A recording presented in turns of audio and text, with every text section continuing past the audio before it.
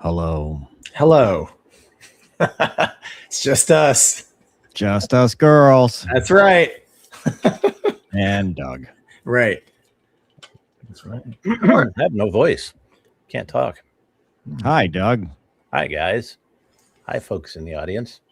That's right. And the audience. We have those people. Oh, yeah. You know what? Probably nobody's going to join us because it's the national championship for foosball. Wow. Oh, That's tough, man. really? Foosball? Yeah, we can It's the compete. foosball. I didn't know you followed foosball, Mover.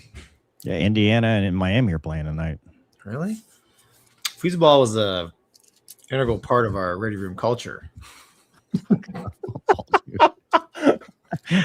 College football. College football. The college football championship tonight, dude. Oh, I don't follow ball sports, my friend. Apparently. Well, Gonky and I are both really interested in that. Did we tell the story about last Euro weekend where you had to wear a sports ball shirt and Gonky had to borrow one? So I brought my Brett Favre jersey from 1996. Classic. Yep. Yeah, a lot of people, and unfortunately, they had a tragic defeat. Right? So I walk around. Trying to brief Gonky before. I'm like, if anybody asks you, dude, They lost. it was the Packers. Yeah, it's like, Yeah. hey, you a Packers fan, Gonky? I'm so sorry. Yeah, No, dude, like every lost. person that walked past me, oh, I'm sorry, bro. I'm like, I just want to wear jeans today, so I had to wear this. Yeah, I didn't want to wear a flight suit or military uniform or a hat. Correct. It's really just the hat I was trying to avoid. And it was successful. So I love this intro right here. District Under Oak says, "Good morning, everyone. Sorry, I'm here." That's how I introduce myself as well. Sorry, I'm here. I didn't want to be. Hey, you know what? At least he's honest, man. That's awesome. Thank you. Best policy. And then G Walker says, "Watching both. See, there you go. Mute the game. Watch it for the score. And by the time it gets good, we'll be done." Yes. Exactly. How you been, Gonky? Good, man. It's been it's been an awesome week. I spent basically the whole week down in South Florida. You'd think escaping the cold, but Heard it snowed. yeah, man, it snowed here in the Panhandle, but I wasn't here. I was down around Okeechobee. Went down to Moto Bros, Okeechobee and Punta Gorda. It's just these couple motocross tracks, and we camped basically all week. A whole group of us. Took my son. It was awesome, pretty awesome. So road trip. Spaceball 1 did 1,000-mile loop, and dude, Doug, the rear ends or the differential steel held, which that was we'd stop for gas. I look under there. I'm like, okay, no leaks. And then once we got down there, I'm like, I'm never looking at it again. Yeah. like we're good. What brakes does it have on the back? Is it drums or discs? It's got a disc. Yeah, so you can handle a pretty good leak, not worry about it. It's the burning up of the bearing that I'm worried about. It's a gasoline engine. Yeah. Big 454. 496. So we're racers, right? And my buddy, just to race, not right. ist. Racer, like racing, right? So I race motorcycle. Anyways, my other buddy's got a Ford powered V10 motorhome, same size, Class A, whatever. And we got in a quasi race down there, and he left 2 hours before us, and we arrived 40 minutes ahead of him because I called him on 75 and said, "Hey, how is the traffic on the turnpike?" And he realized he had missed the exit for the turnpike. So in one turn, boom, we went from like 100 miles behind 2 him. hours and 45 minutes worth of. Oh, dude, yeah. He got to do divided 2 lanes all the way down through Florida. Dude, they were talking, smoking, and joking, and it was funny. I mean, it's a good time, man. I mean, the whole trip is just, I don't know. As you can imagine, basically a boys' week out, just motorcycles and grilling and eating, and I had my son with me. It's fun. I mean, dude, luckiest kid in the world. He was the only 7-year-old out there ripping around all week. So, and fishing. They had fishing and stuff. So I got to see some family down there. It was good, man. It was fantastic. Made it back and working. Yeah. Mover. How about you? Wrong thing. Tell us about how have you been? Everything okay? I'm okay. Good. Things are good. You look okay. You look well. Very well. Do I? Thank you. New camera. Well, it's the old camera. I got the Yeah. little adapter thing Your fixed. shoulder's a little higher nowadays. It's like That's a 'cause weight I'm lifted off sitting. your. Okay. No.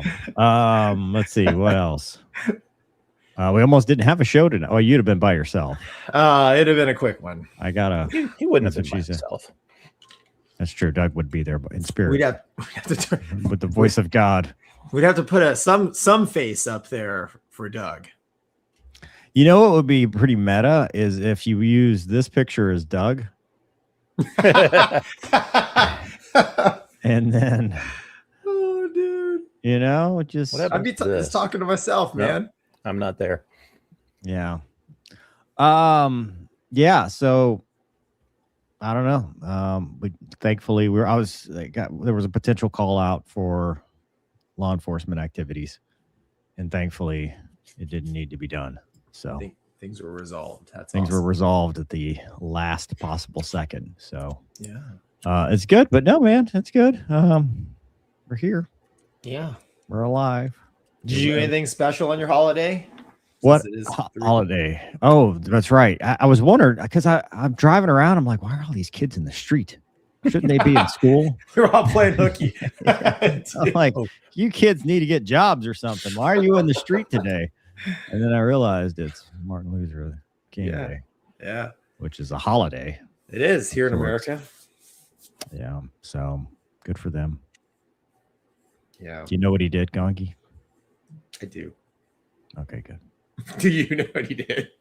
I asked you first. All right. Well, then the assumption is then you do too. Yeah. The assumption is we know. Yeah. Oh, yeah. But we have a show today. We do. It ain't the news. Oh, you know what I did? I did piss off China again today.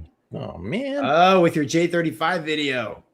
Correct. Silly American. You know, it's funny. The bot farms don't actually watch the video. They read the title. Well, sorry. Dude, the real humans don't either. They read the translation of the title and then bot farm accordingly. Because actually, I stole this from this show. We can still cover it if you want. But a viewer sent an email and said, you should see this because they compare the J35 to fried chicken.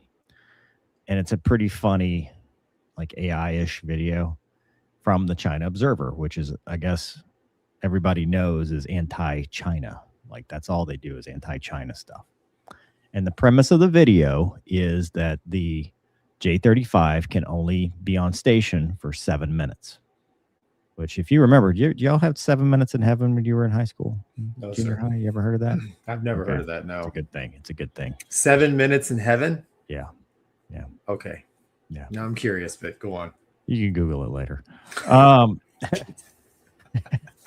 So, anyway, but that's the thing. And their reasoning was because that the J35, 8.9 tons of fuel versus the F-35, which, yeah, it's not, but somebody told me tons are not tons in the communist world.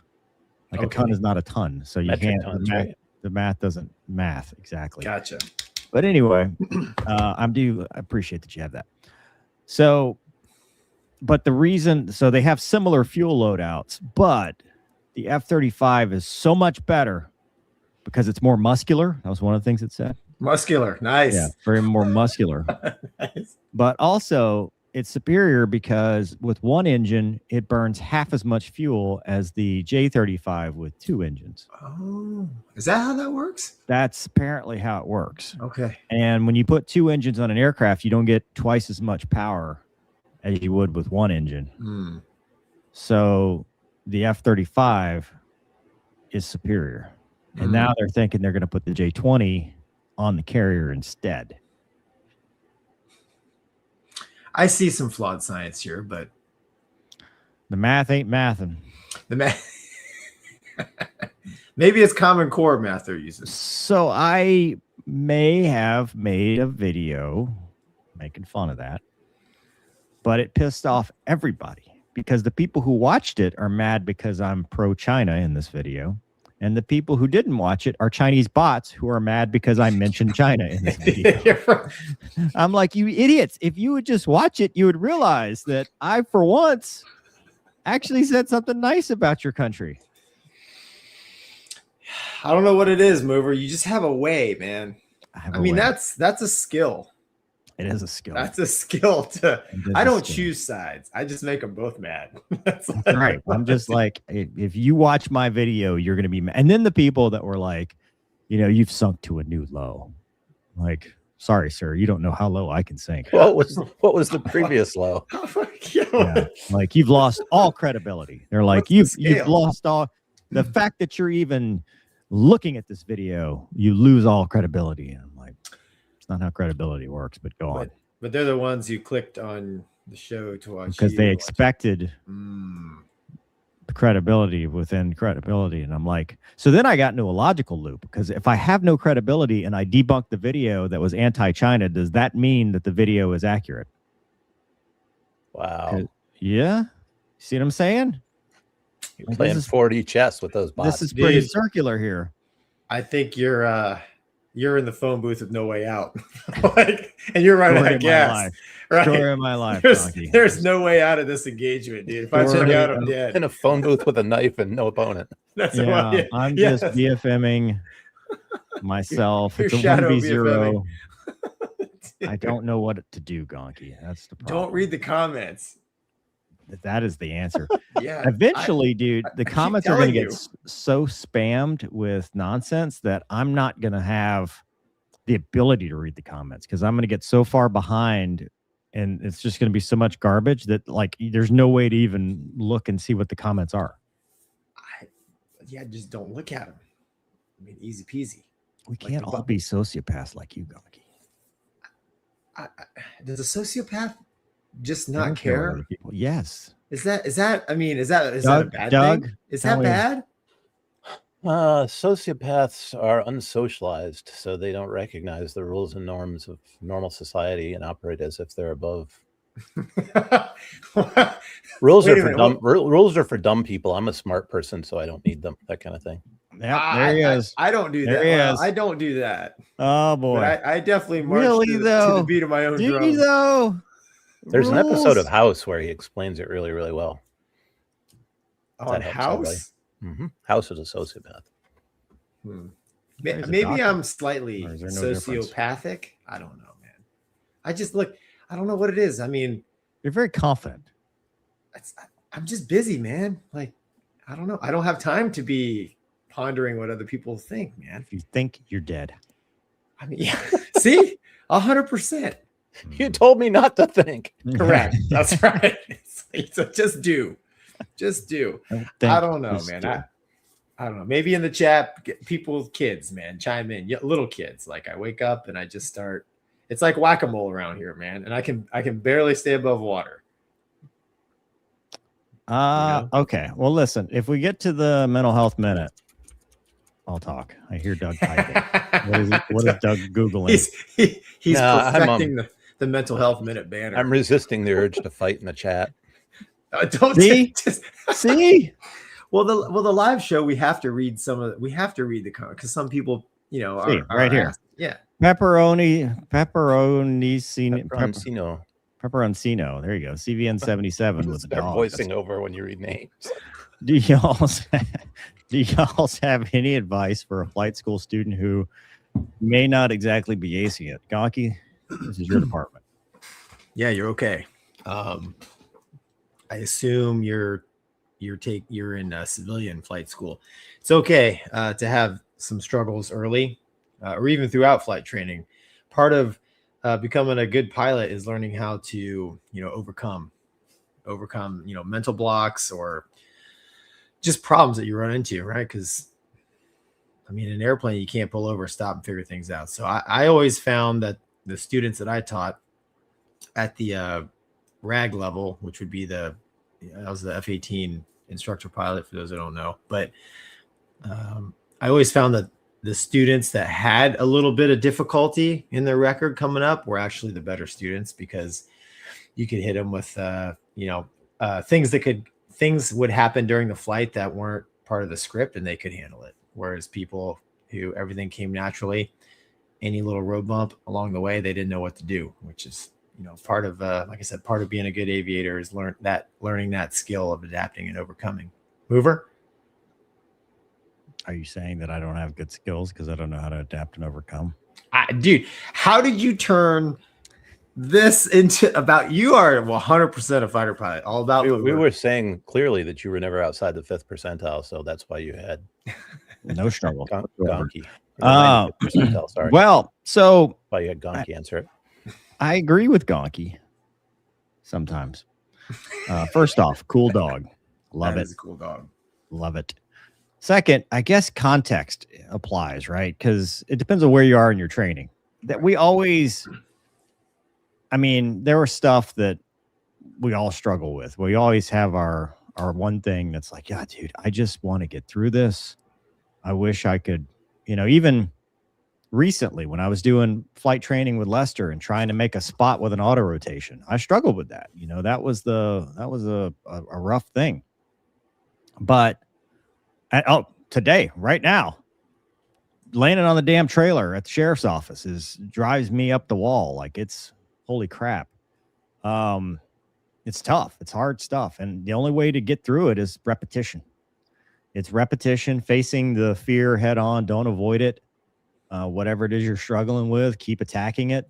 If it's academics, get in the books, study, know the stuff. If studying is hard or difficult, I should say, then find better ways to study. I always found, either like doing it with cardio, stationary cardio, like an elliptical or something, was a good time to, open a book instead of playing on your phone or whatever. Buy a pool, like a public pool on base. I used to go like at Oceana or Vance or whatever, just go hang out there and study and swim laps between reading stuff. But find a place that you like to study. If it's something flying wise, I honestly think the only way to do it is to keep doing it. I don't know, Gonky. 2 more things. Thank you, because it jarred my brain. There it is. I was also a CFI. Hey, so if you're having trouble with concepts or with actual maneuvers in the airplane, I always also found it helped if I got another instructor to take that student out for a flight or a ground briefing, because maybe I'm explaining it correctly, but not in a way that my student can understand.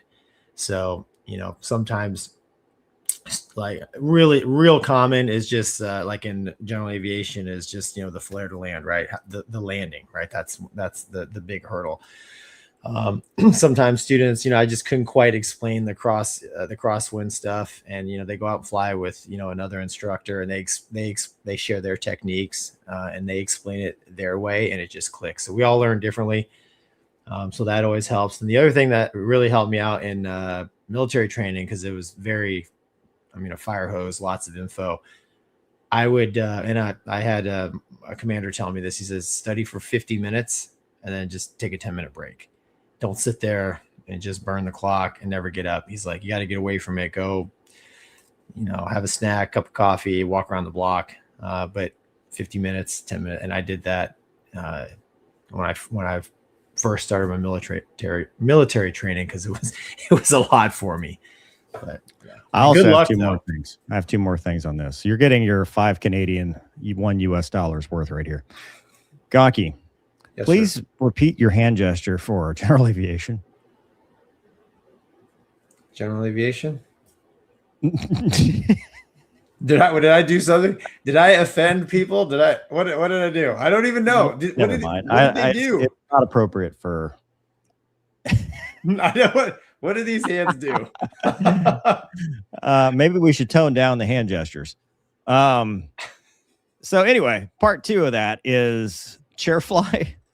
One thing I found helped me, like even later in my career, like going through upgrade programs and stuff like that. When I go walk with the dogs, I'd run through it in my head, just the basic stuff, the comm. Here's what I'm going to do at this point. Here's what I'm looking for. Here's what I'm going to see, all that stuff. Cause that gets your brain wired so that when you're in the airplane, you're not thinking about it. You've already thought through it. So it's all automatic. But anyway, we've anchored on this one long enough. Good luck, man.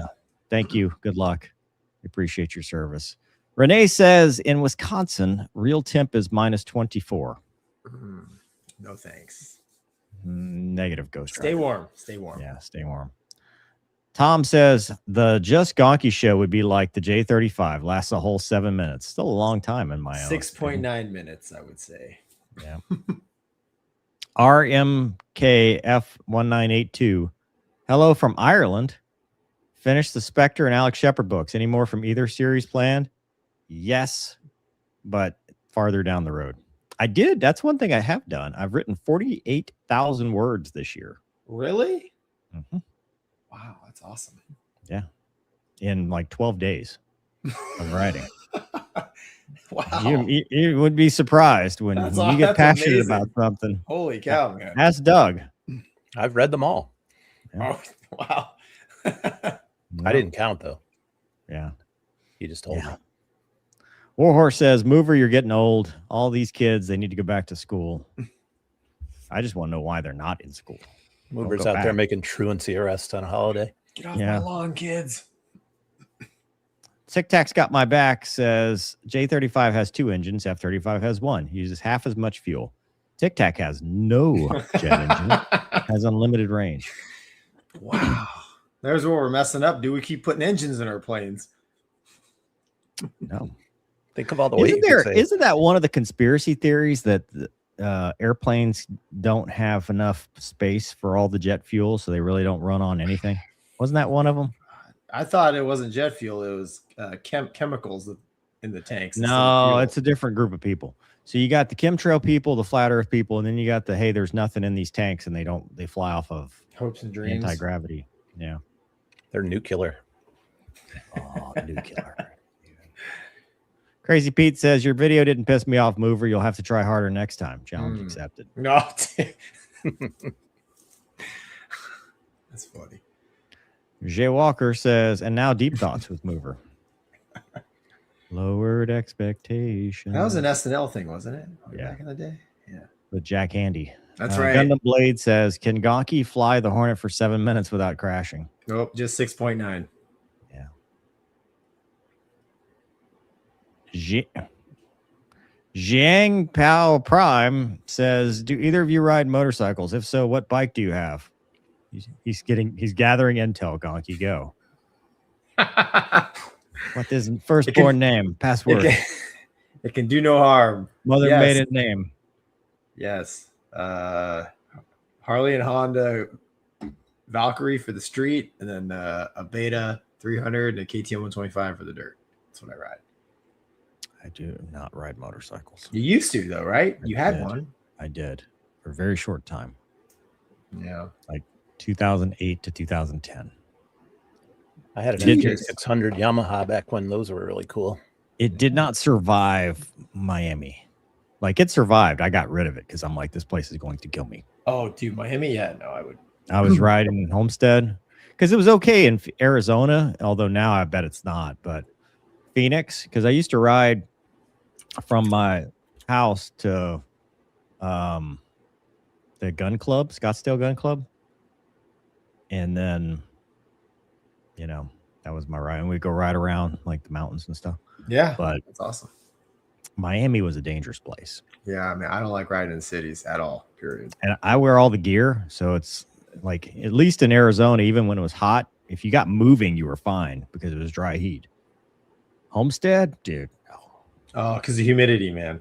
You never get away from it. No. RR Pilot says, same methods I applied to my locomotive students when I was an instructor on the railroad. When I learned to fly, my crosswinds were terrible, so I got my tail wheel. Look at that. Yeah. Wow. So I read that comment, and I was struggling to understand why crosswinds are an issue in a locomotive, but then I read it more carefully. Yeah. Awesome. District Under Oak says, I'm about 3 weeks from starting my general surgery residency. If you pull my tapes, my girlfriend is F-16.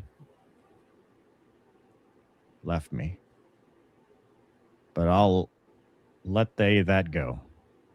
I just want to make Wombat look, but he is so annoyingly stubborn. Okay. All right. So moving from the back to the front, so to speak. The last sentence is a reference to when he tried to make Wombat look. Check the door At behind the him. door. Yep. If you pull my tapes, my girlfriend is F-16 left me. That one I'm a little fuzzy. But he's starting a surgery residency. Mm-hmm. You Good think luck. maybe he hand wrote this and that's how it just transcribed? Because doctors have horrible handwriting. We'd have to see his signature to be sure. He has to get, if we get autograph. I'm confused. But I want to know more about this F-16 girlfriend. I think the F-16 is his girlfriend. Nope. He says, dude, I just made a typo. Holy. I don't think there's one. Never mind. Thank you. Thanks, man. Thank you. Thank you. And yeah. Both times, thank you. Yes, thank you. Khalid says 7 minutes subsonic is 99-kilometer combat radius. AI fools. Gonky, what is that in America? 45 miles? Something like that, yeah. Something 60 miles. insignificant. It's 60 miles. Is it 60 miles? 69 Yeah, you're right. It is miles. 60 miles. 69 miles. Yeah. Thank you. That's very good. Okay. Hey. We got a video. There but for the grace of God go I. Or thereby but united go we. Listen, I'm glad when I was just starting out, they didn't have like cameras every time you landed. But I also have never landed and lost a piece of the aircraft. Yes. Douglas, roll the tape. I am looking for the tape because I didn't know he had tape. Hang on. Here we go. Whenever you're ready. You might want to mute this one. This guy's got some colorful language. Make it huge. Yeah. No, No, mute it. go. Mute it. Quiet. Yeah. And off we go. A lot. there you go. There you go. So crosswind All right. landing. Gusty winds too. I think. Orlando. This is Orlando, right? Yeah. Yeah. The wheel comes off. There's two angles on this. The one from the rear, so to speak, is way worse. Yeah. So the A320 series airplane has two tires on the nose mount, and like Mover said, one had on this particular one. There it is. You know, at least that bearing is packed. So do you think the crew chief gets a penalty and then like a several race suspension? Because usually when a tire comes off a NASCAR, they don't like it too much. They blame the pit crew. No, dude, to me, the hub looks like maybe the hub failed, right? I mean, because the Go spindle, to the second video. The spindle and bearings are still on it. Yeah, here's the second video.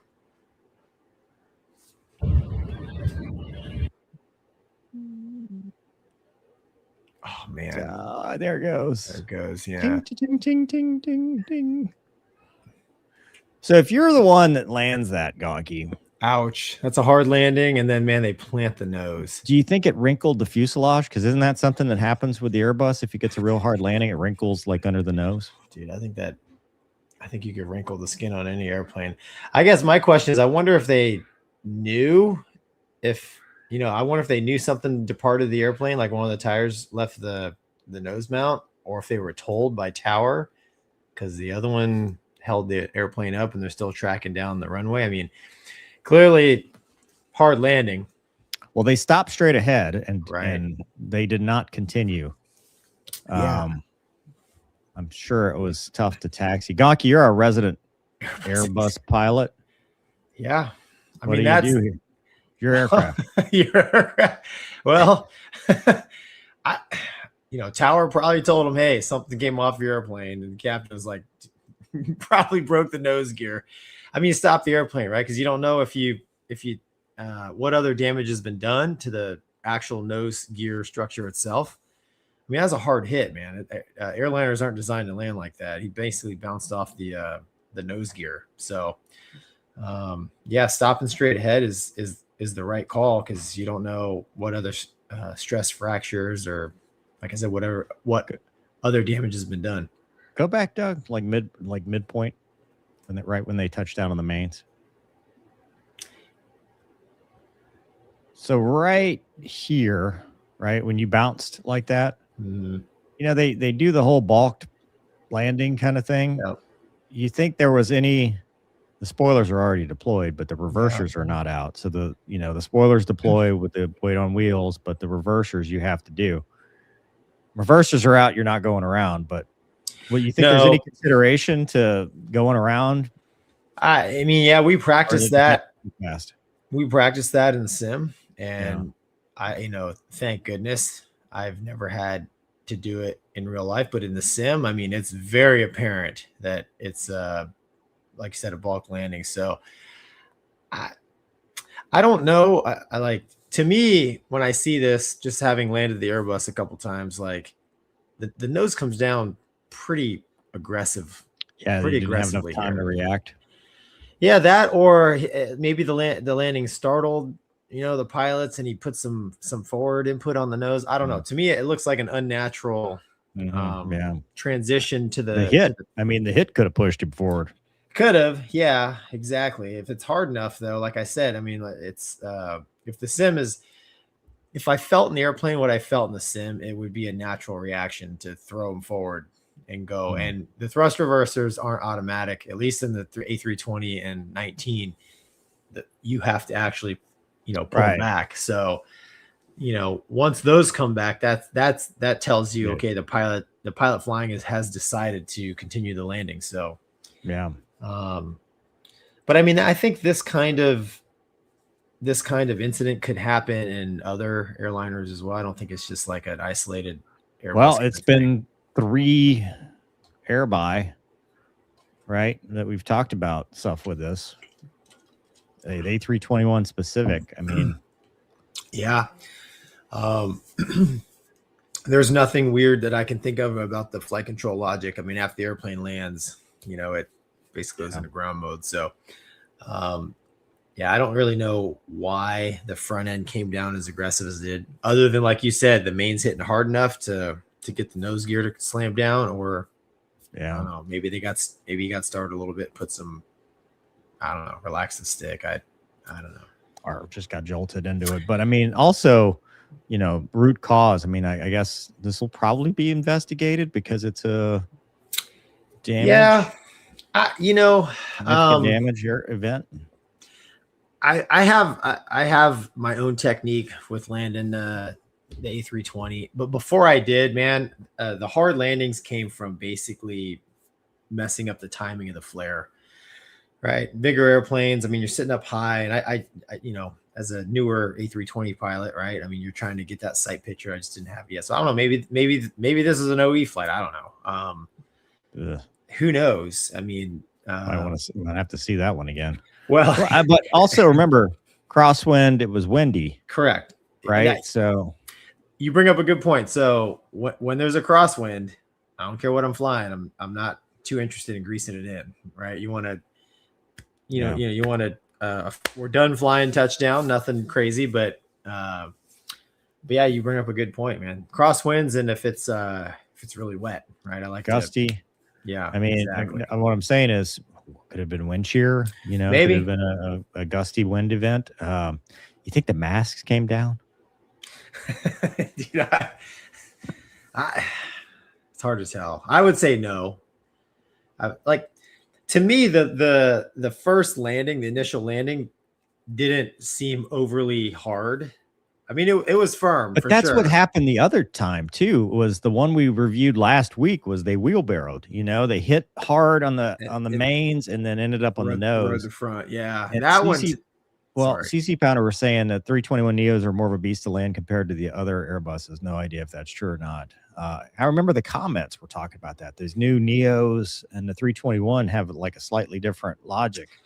And it might be because of the extra weight. They're bigger, right? Anytime you start, I mean, there is a noticeable difference between the 319 and the 320, right? The 319 is smaller, and it lands differently than the 320, because the 320 is a larger airplane. 321 is even bigger. So I've never flown the 321, so I can't speak to that. But The initial touchdown to me looked very firm, but nothing, out of the ordinary. It's the after, man, that front end coming down. I'm like, oh, That's what happened at the other one too. That's true.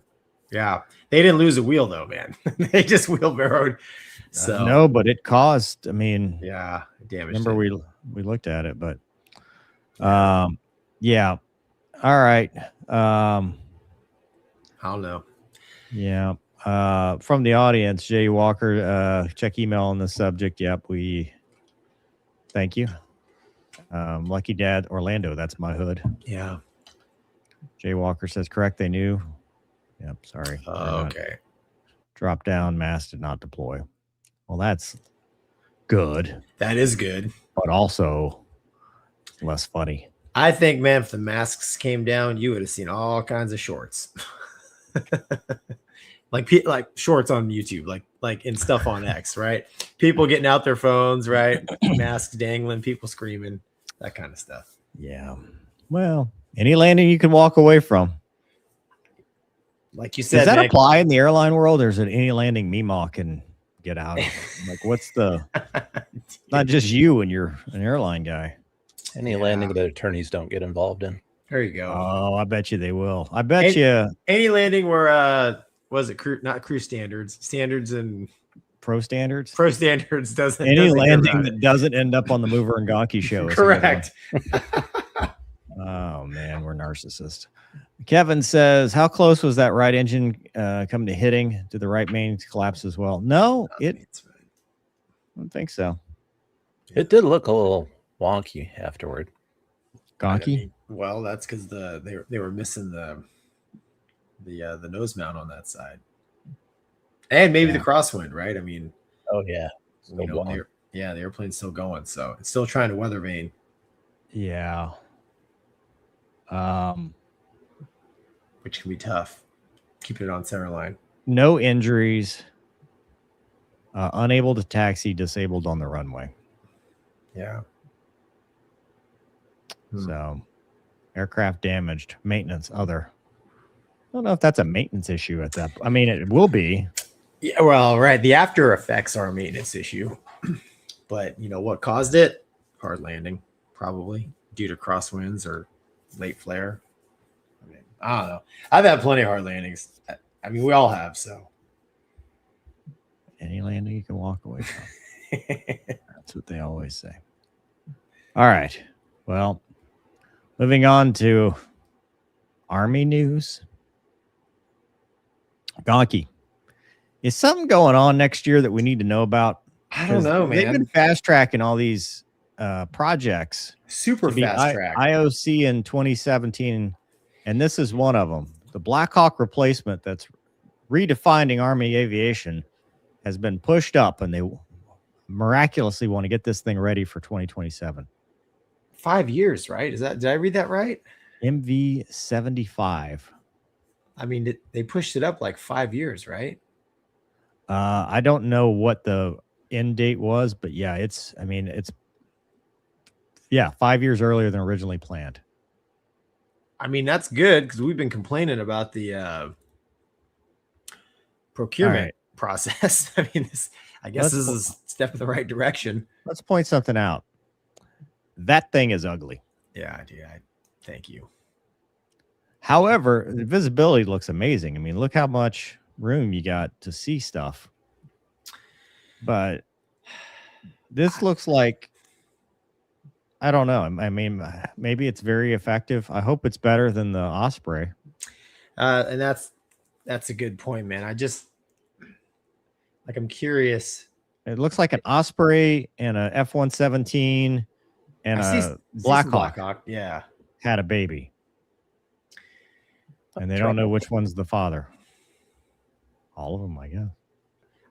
I mean, where do you put a gun on this thing? Does it have a side door? Yeah, that right there, right underneath the Bell V. Okay. Valor. I mean, can you stick a? You can stick a gun out there. Yeah, I wonder how effective. Like, it'd be cool to ask if we had Casmo. Like, I'd be curious of Casmo's opinion. Like, can this thing really replace the Black Hawk? Well, it's built for speed. right? That's the whole Right, point is right.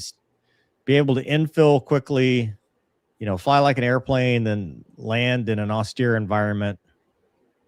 And it's smaller. It looks smaller than an Osprey, Yeah. so it's more of that helicopter size. But dude, with the problems that the Osprey has had with the tilt rotor, I wonder if they're going to have any other issues. Maybe they've learned though. Yeah. Can I be optimistic? Maybe so. I mean, improve on the. I mean, obviously, I think this is the plan because they won the contract Yeah, I but mean, it's Bell. I mean, it's. I mean, it looks like it's like that. Looks like the nose off of like a Jet Ranger or something. Airwolf. There's your Airwolf nose. If you close your eyes and squint, it could be kind of an Airwolfy thing. But, yeah. No, you're right. I mean, you're right, dude. The goal is get there fast, and range is better, speed is better, payload probably TBD. Its survivability is probably TBD. Although speed and altitude are factors in survivability as well. But right, I know with the V-22, like having talked to a couple of guys, like the issue, if you're coming into hypothetically like Vietnam stuff, you're coming into like an LZ that's hot. There's no the weapons compared to like a helicopter aren't as good, right? So the gun's out the side. Now on this one here, it looks like they do have a door on the side, but the Osprey they don't, just the door in the back, right? I mean, so you're rolling forward into a hot area and you got no firepower going forward. Maybe they fixed that by now, but I don't know. Can this thing fly sideways? I mean, like, because if you got a door gunner, can you like kick it sideways and let them spray some bullets? Probably have one on each side. But I guess the question is, the Sec War, we covered this a couple weeks ago with that clamshell Black Hawk that's automated. Right. This is manned. Right. So what's the thought there? What's the? Do they have an unmanned version? Right. I mean, yeah. I mean, and it's like, and we just talked about them getting rid of a ton of aviators, right? Yeah. I mean, they're downsizing the V280. Yeah. So it's long range assault is what it's designed to do. Right. Yeah. So cruising at 280 knots with a top speed of 300 knots. Yeah, that's way faster than a Black Hawk. Engines remain in place while the rotors and drive shafts tilt. That's different from the Osprey. So a drive shaft runs through the straight wing, allowing both rotors to be driven by a single engine in the event of engine loss. There's your Osprey difference right there. Triple redundant fly-by-wire control system and a V-tail configuration. Dual cargo hooks will give it a lift capacity to carry 10,000 pounds with a howitzer at 150 knots. Fuselage is similar to a Black Hawk, medium lift.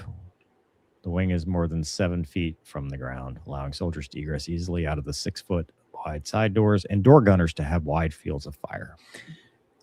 So it has 2 engines. Are they in the? Where are they? Are they in the pods that like behind the tilt rotors? Yeah. Yeah, they're 2 General Electric T64 GE419 turbo shafts with 4,750 shaft horsepower. Wow. A piece. Wow, that's a lot of power, man. Yeah. I don't know, man. Range of 920 miles.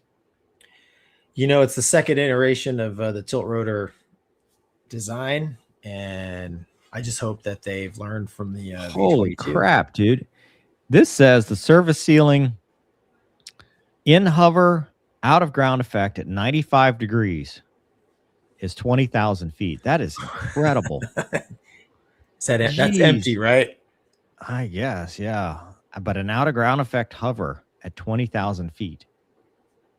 Wow. So this says the Osprey has a higher disc loading and lower hover efficiency. The V280 has a lower disc loading and longer wing for greater hover and cruise efficiency. Wow. Wow, it's going to switch to the Rolls-Royce T406 eventually, increasing power from 5,000 to 7,000 horsepower. That's a lot of power. 7,000 horsepower. That's a lot of power, dude. That one will hover at 30,000. Yeah, it'll hover at 30,000 feet. Dude. Still ugly though. Yeah, dude. I can't get over that. Like, I know the future is now, old man, but man, you can't make Black Hawk Down with this. No.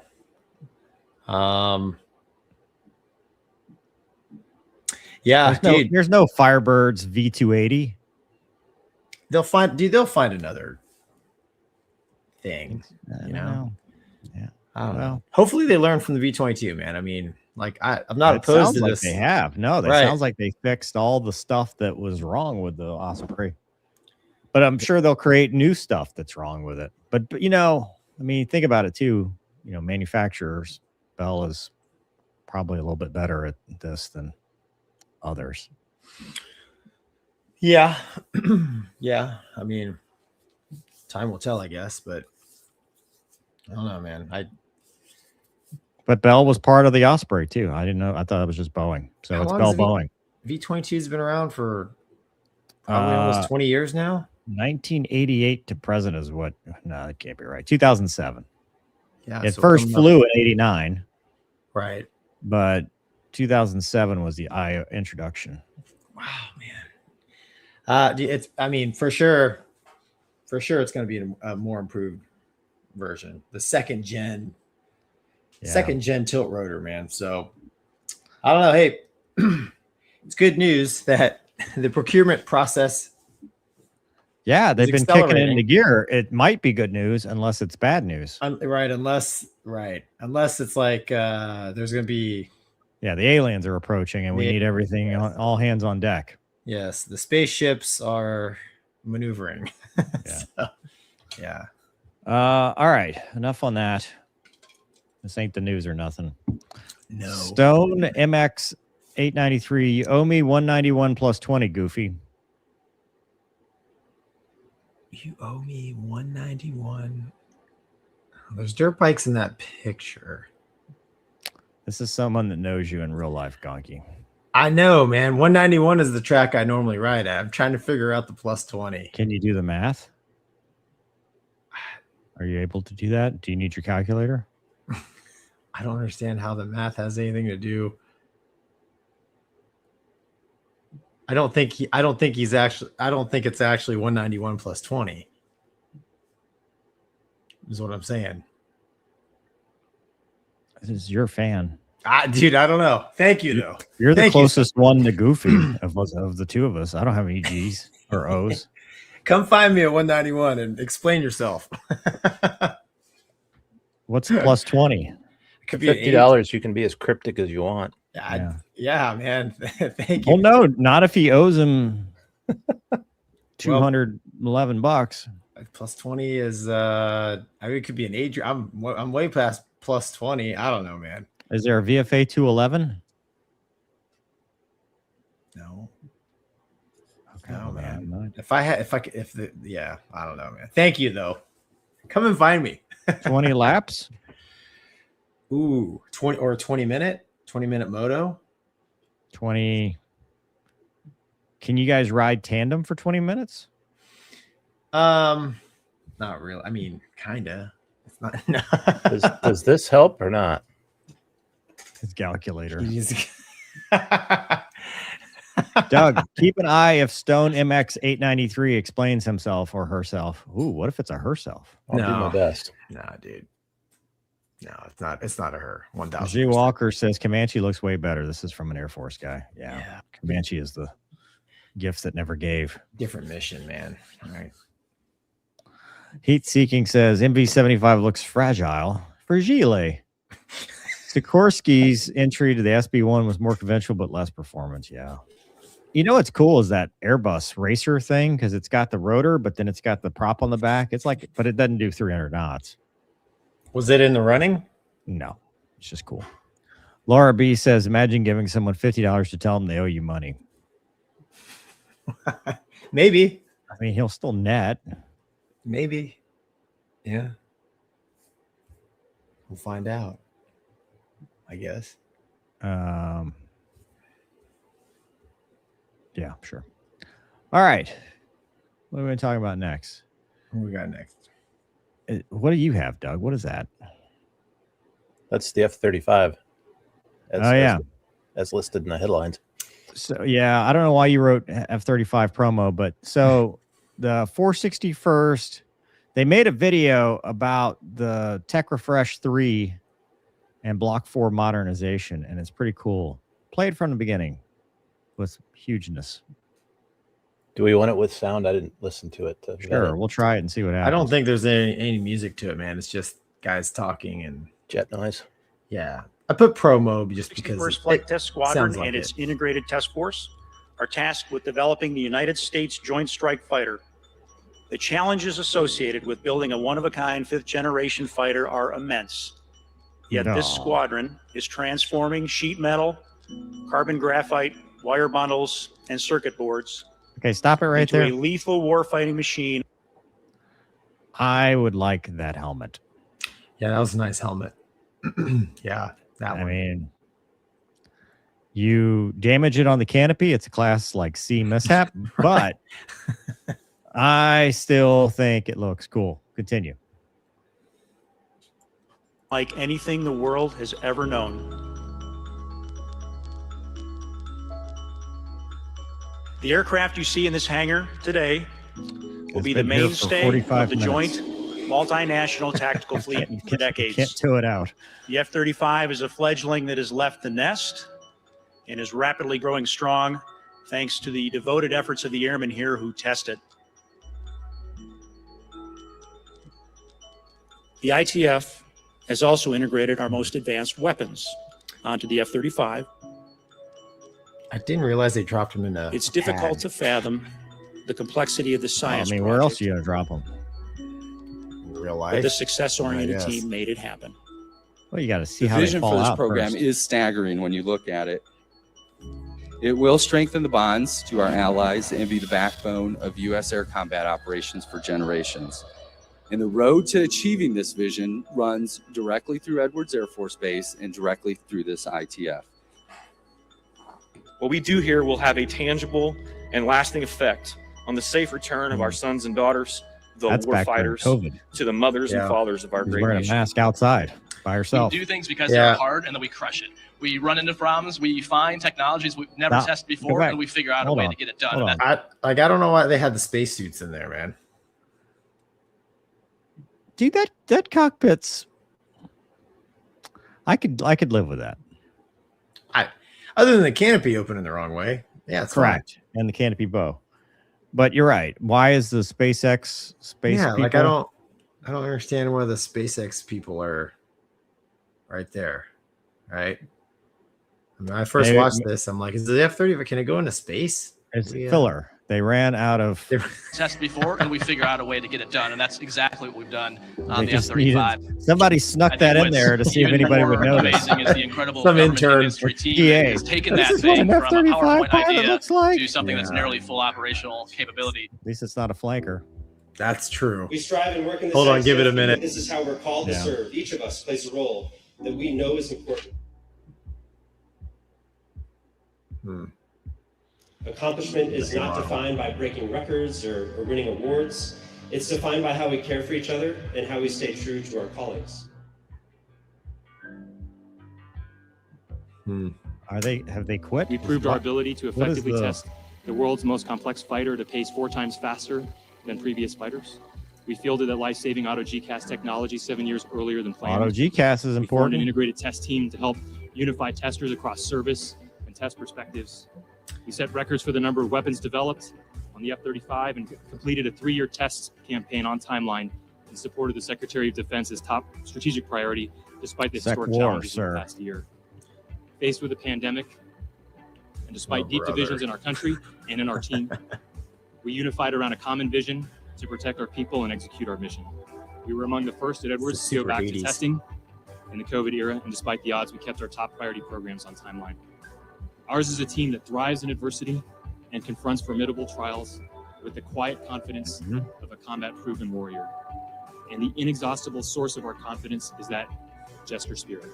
boldness, teamwork, passion, love. To the women and men of the ITF and the 461st Flight Test Squadron, we are tasked with an essential mission. They got all of them. Continuous modernization and added capabilities are required for the F-35. So this is to the compel TR3 a stuff they were Western just talking allied about. advantage in great power competition. Our role as testers is to ensure the joint force. You know, our I was there allies when and the our first two partners showed up. field safe, lethal, Where? and survivable Edwards. F-35s in the presence really? of growing threats. Yeah, the 01 and We 02 will when do they this showed up by from maintaining relentless Fort focus Worth. on the warfighter, I watched while them. using our expertise as testers to make data. That's not the informed stealth decisions and configuration mover. recommendations. What's not? Right That? there. Yeah, no. That's the here I come. That's the Viper config. Correct. Sir, you're There's- missing all your uniforms. There's the new guy. Yeah. Stand there. Stand there. Have we? Hold this helmet that's worth more Yes. than you. Yes. Look straight ahead into the sun. And they always say you need to clean up after yourself. You can't just leave it all out. Leadership is based Oh, on look at that inspiration, transition. not domination, on cooperation, not intimidation. Dude, The best how of old luck is with the this video? F-35 That and the was 461st. those are I can BDUs. tell you, it's gonna I know. take all the inspiration and cooperation you can muster. Good luck, Bernie, and God bless. Joke's on you. But what? Why is... Oh. Oh, dude. Wait, well, I don't understand. What? The joke's on you, but the guy... What now? I mean, rest in peace, but... Anyway, Gonky, this was just something...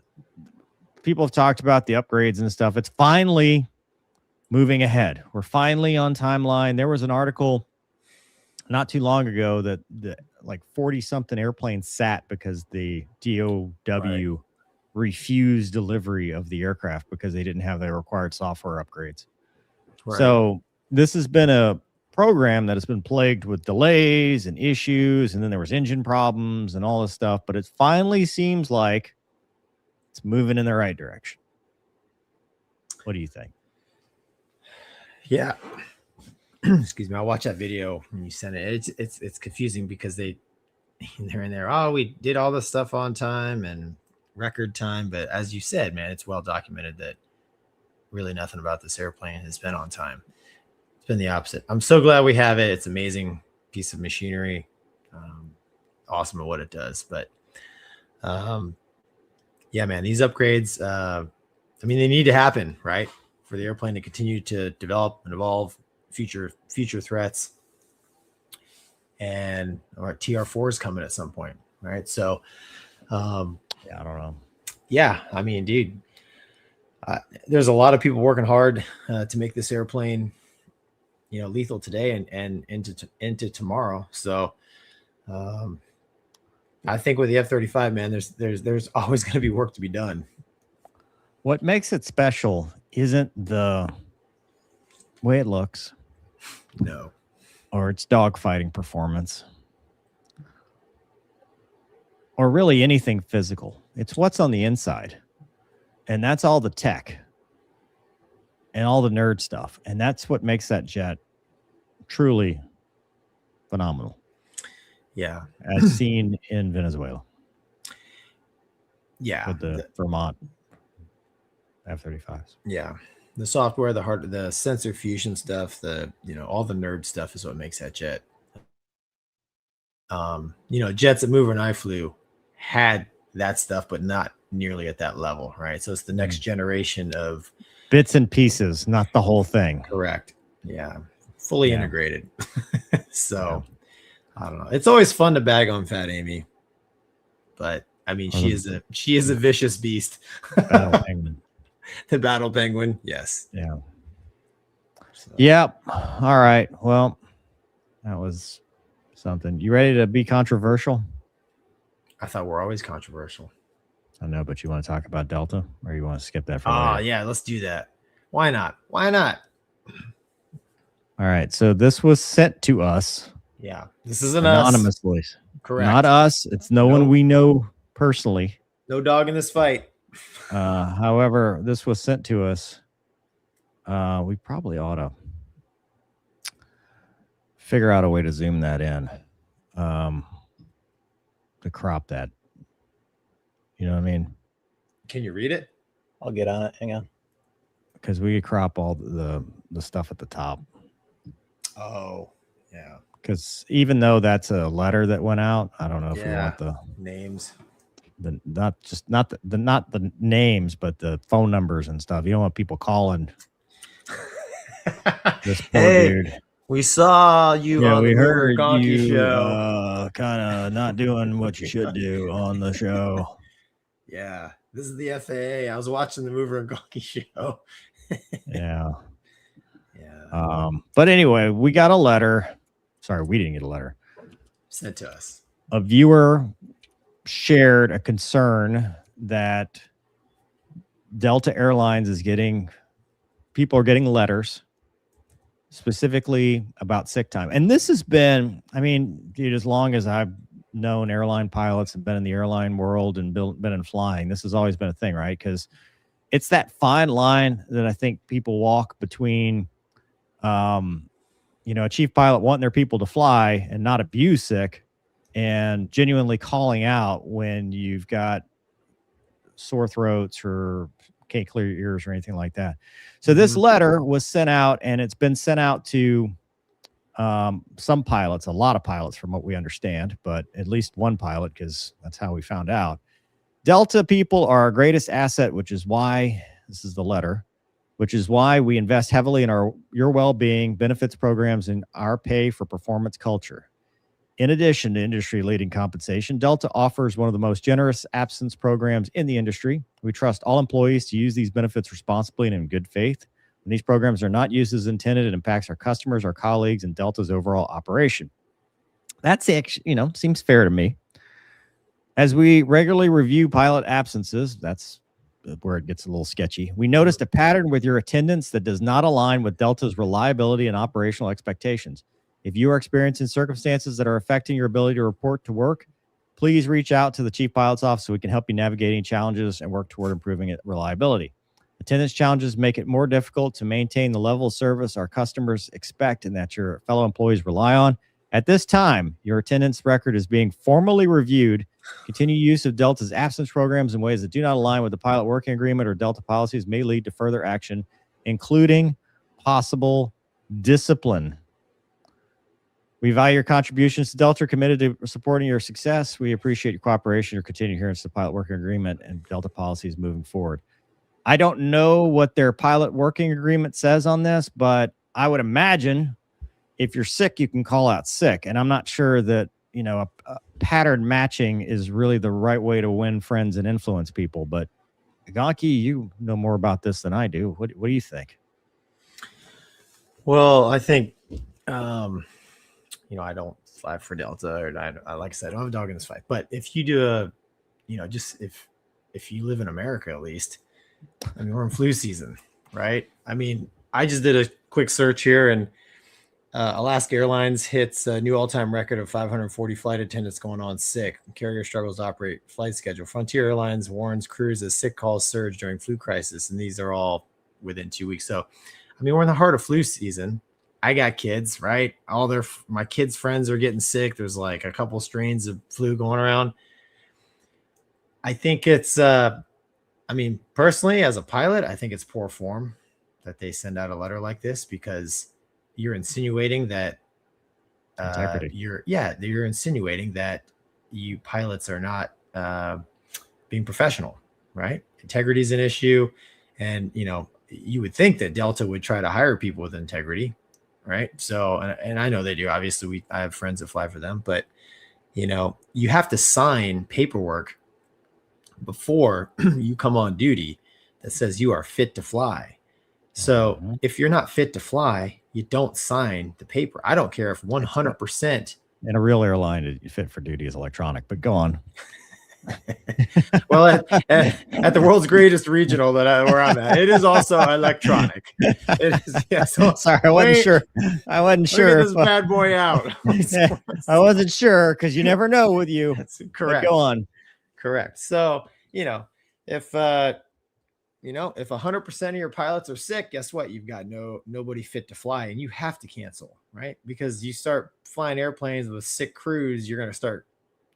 There are much worse outcomes than losing a couple bucks. So, the FAA has rules, that say you got to be fit to fly. You have to maintain you got to be healthy, right? So there's all kinds that we talk about on the show. There's all kinds of physiological stuff that can happen to you when flying under normal conditions or under abnormal conditions. You need to be fit to fly. No sinus issues, no headaches, no flu, no fever.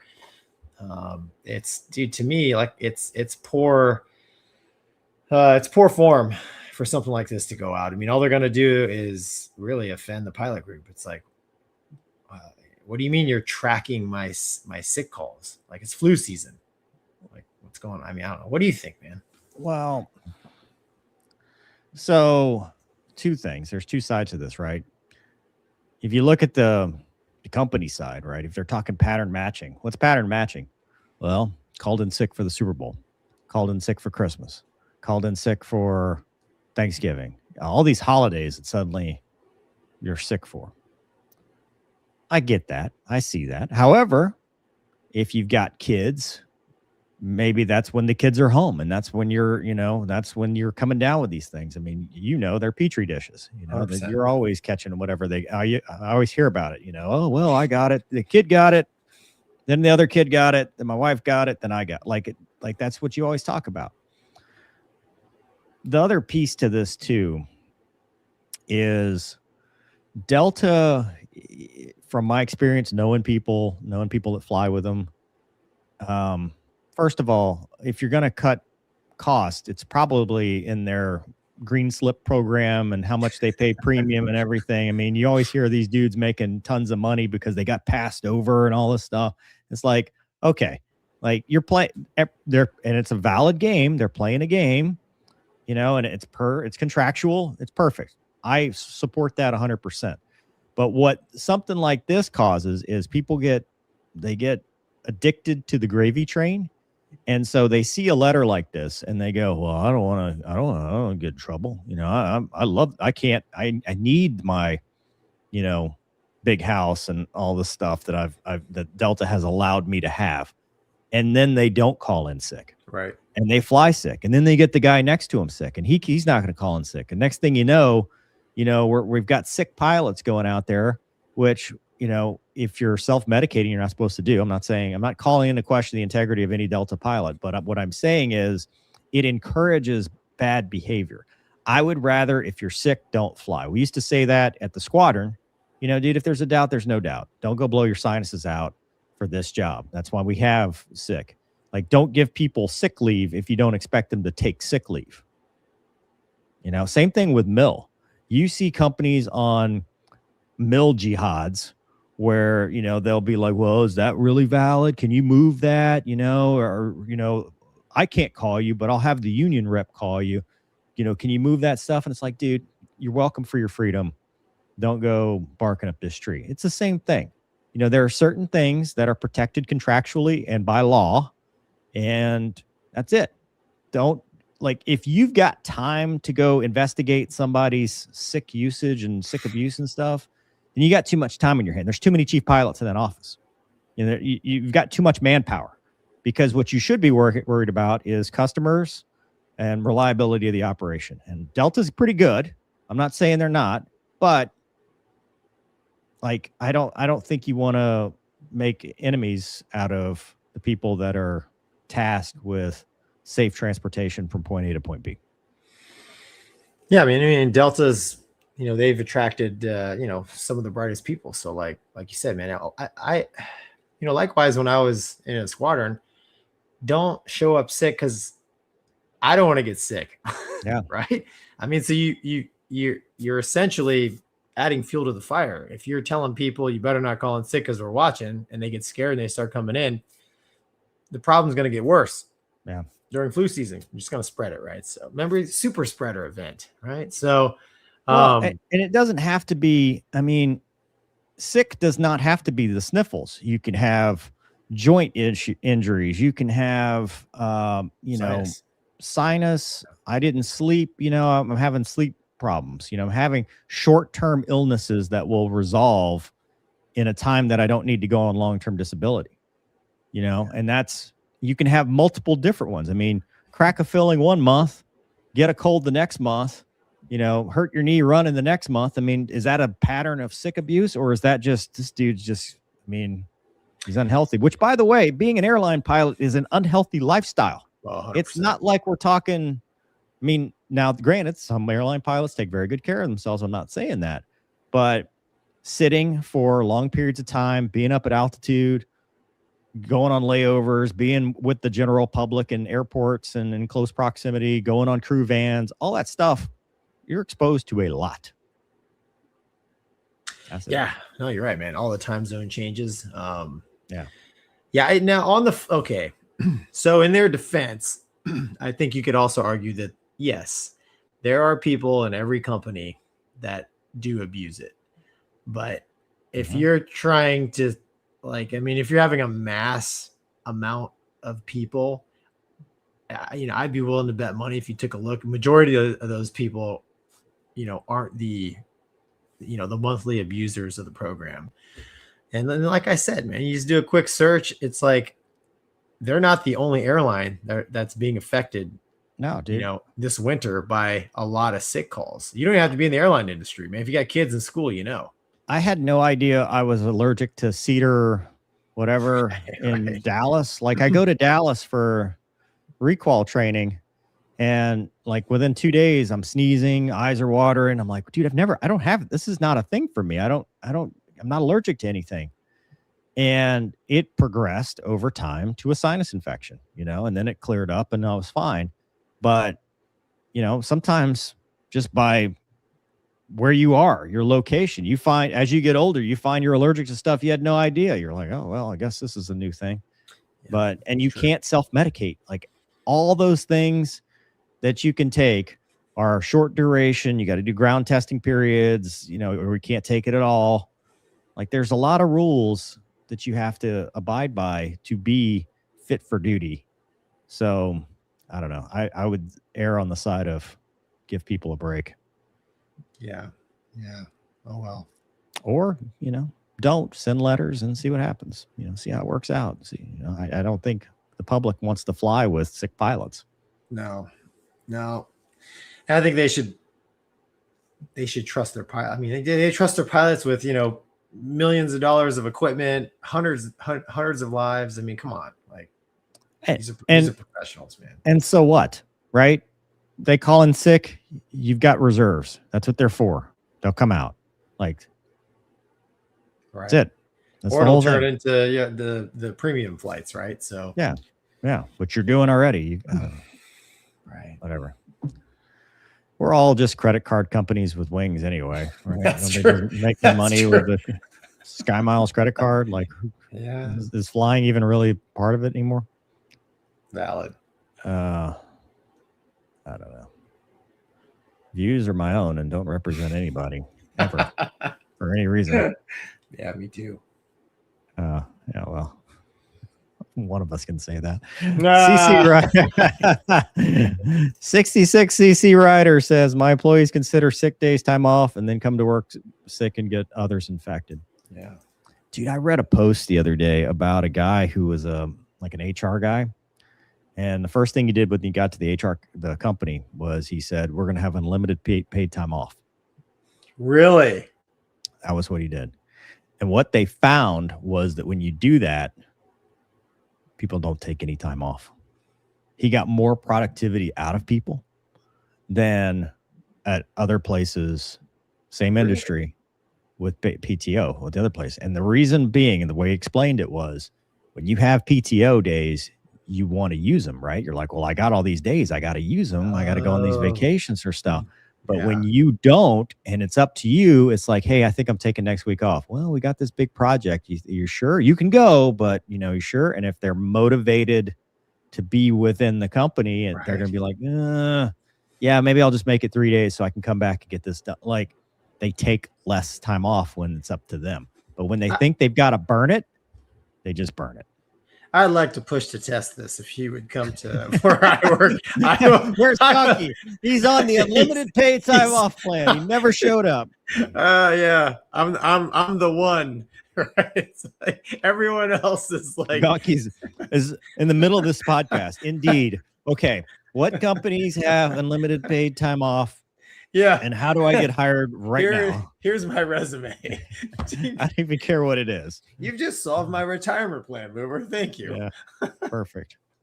That was the other part too. They don't have to pay it out. So when they leave or you get laid off or whatever, there's no payout because it's unlimited. How do you put a number on unlimited? What if you resign, Mover?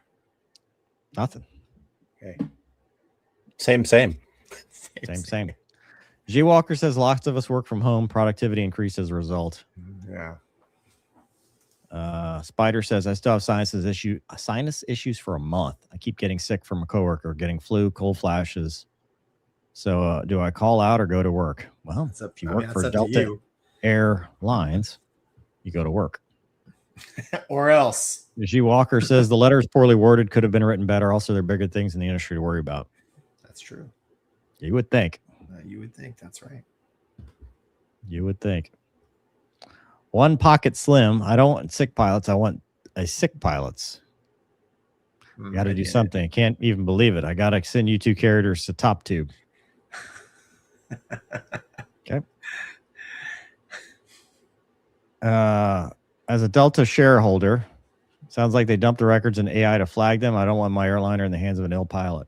You don't want your airliner in the hands of somebody who's afraid to do the right thing because here's the thing. It's putting the head on the stake, right? We're not the only ones that have seen this letter. This is going around, right? This happens. One person gets the letter. People hear about it. It gets through the union. People are like, oh God, he got the letter. I don't want to be that guy. I've never been in trouble before. I can tell you, the power of a strongly worded letter sent to your home is immense, and it will mess with your psyche. Oh, you're looking at my records? Oh God, we're going to have a talk. And then they talk about the carpet dance, right? You're going to have to do the carpet dance in front of the chief pilot, which means you're going to tap dancing and whatever, and, bow to your sensei and intimidation. kneel. Yeah. It's threaten your job. Well, you don't want to lose your job because you got your seniority number. You can't go anywhere else, if you don't do this. Think about your family, man. Yeah. Think about what you're giving up. Oh, yeah. You're risking such a... Ruptured Duck says, Mover, watch what you wish for. We will be buying broken airplanes faster. Oh, that's from the Fat Amy thing. Yeah, we're not talking Delta on this one. Joe says, dirt bike people are by nature inexplicable. We dodge trees at high speed and hit them too often. How many trees have you hit? I've hit a couple. That's why I don't. That's why I don't. You don't have catshot brain. You have CTE. Mover, that's why I don't race in the woods, man, because trees don't move. Hitting trees, falling down hills, going off cliffs that you didn't scout before you jumped them. Yeah, that's all off-road racing. That's too dangerous for me. I stick to the tracks. Aaron says, I work for a state agency that required a doctor's note if you called in on opening weekend of deer hunting season. That was the reason for the policy. Well, the school when I was my high school in Ohio, it was a thing because kids would just not show up when deer season opened up. So when gun season opened up, it was like a holiday. Nobody went to school because they knew. Yeah, when squirrel season opens here, there's nobody to call in sick too. Right. It's pointless. They're like, we'll make it a 3-day week, whatever it was. Those days were off. So, yeah. Well, see, power to the masses, Mover. I guess. Yeah. Tom says, to play devil's advocate, if it appears to be someone playing the system, it's worth looking into, even if it turns out to be nothing. My line of work, handing in a doctor's note cures a lot. Yeah, but if the contract says it's not required until X, right? That's not required till X. Like unions are, these airlines are all governed by their collective bargaining agreement. So it's not like you just make stuff up. And hopefully the union is like, the hell you are, and not being feckless, but I don't know the answer to that. I mean, pretty sure it's above the union. Like the FAA says, you will not operate an airplane impaired, right? So I mean, it's the federal government that says you will be healthy when you fly this airplane. Some people are never healthy, Gonky. That's true. You're right. You know what I'm saying. Yeah. All right. Enough of that. So, big news from the Gray Wolf. They have, Doug, go to the Divots Hub article. So they completed their first operational ICBM convoy security mission. And look, go to those pictures, Doug. You have to scroll up to see them, but or make it bigger, I guess. It's stuck. Yeah, that's what she said. No? Still stuck. All right, there we go. Cool looking helicopter, could be Airwolf, so they call it the Gray Wolf. But you know what strikes me about every single one of these pictures, and I know they do it for a reason. The gear's down. The gear's down. Stringfellow Hawk did not roll around with the landing gear hanging down. How much lamer would that show have been? He was like 2 inches. Remember we talked to him? He's like, we bounced the pod, the Hellfire off the ground because they were so low. Yeah. Come on, bros.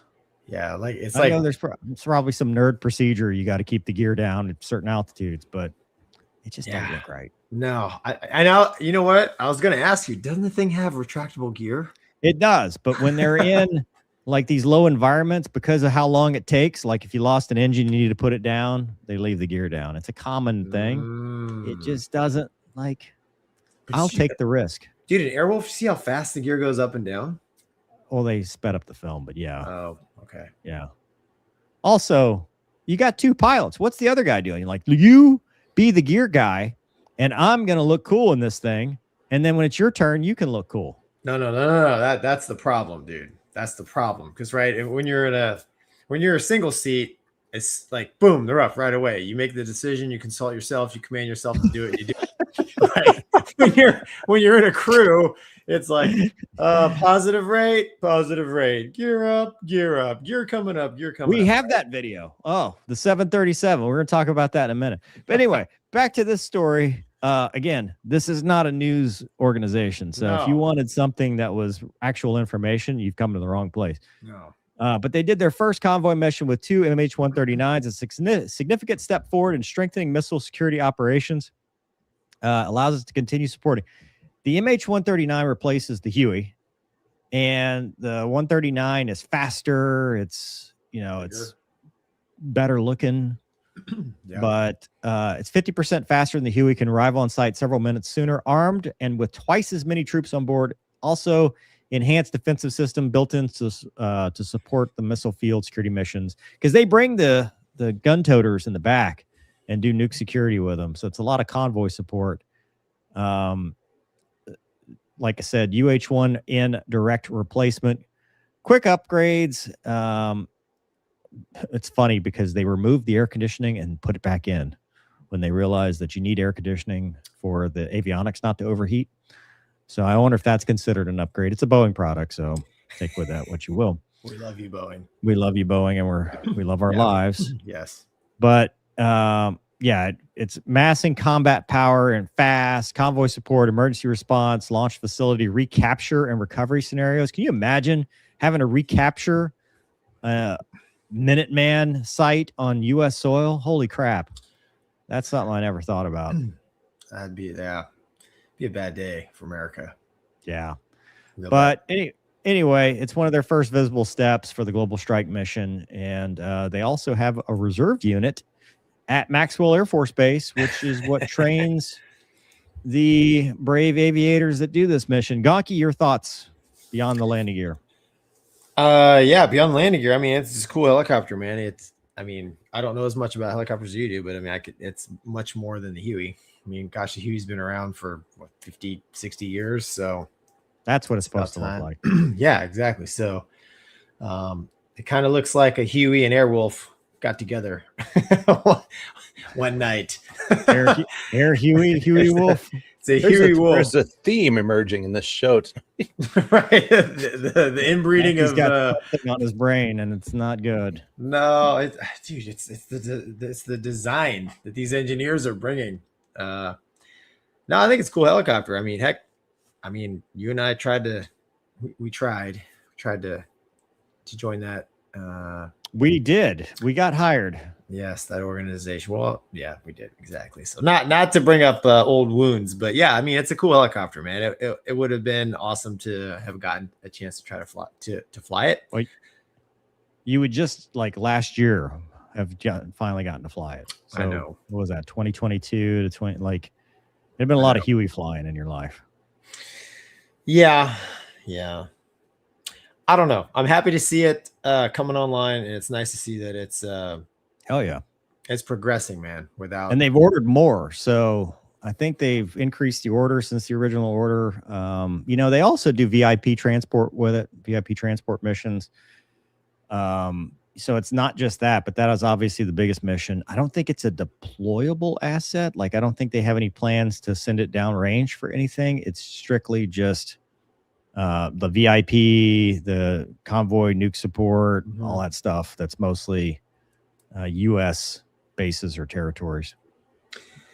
No, man. I mean, it's looks like a versatile helicopter, man. It's got some weapons, can carry some, some payload. I think it's reasonably fast as well. Oh yeah, dude.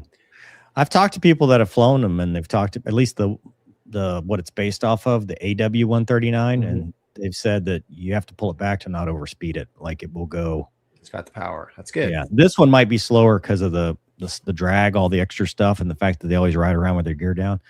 But yeah, perfect. Yeah, I like it. All right. Jay Walker says, as a former security forces member, riding in the Gray Wolf has to be awesome. Missile field still sucks though. I don't know. F.E. Warren in the summertime might not be too bad. Yeah, I think just the mission in general is what he's talking about. Yeah, I mean, like, you'd be up there, fat Airwolf. He's not wrong. It's not that fat. She's a skinny girl compared to the F-35. Yeah. The proportions are better, but I could see that. It's Airwolf was a chunky girl. The one there, the Gray Wolf is what's fat Airwolf is the Bell 429 with retractable gear. Hold on, I gotta look it up. Bell 429. Yeah, good Doug. Bell 429 WLG. Look that up.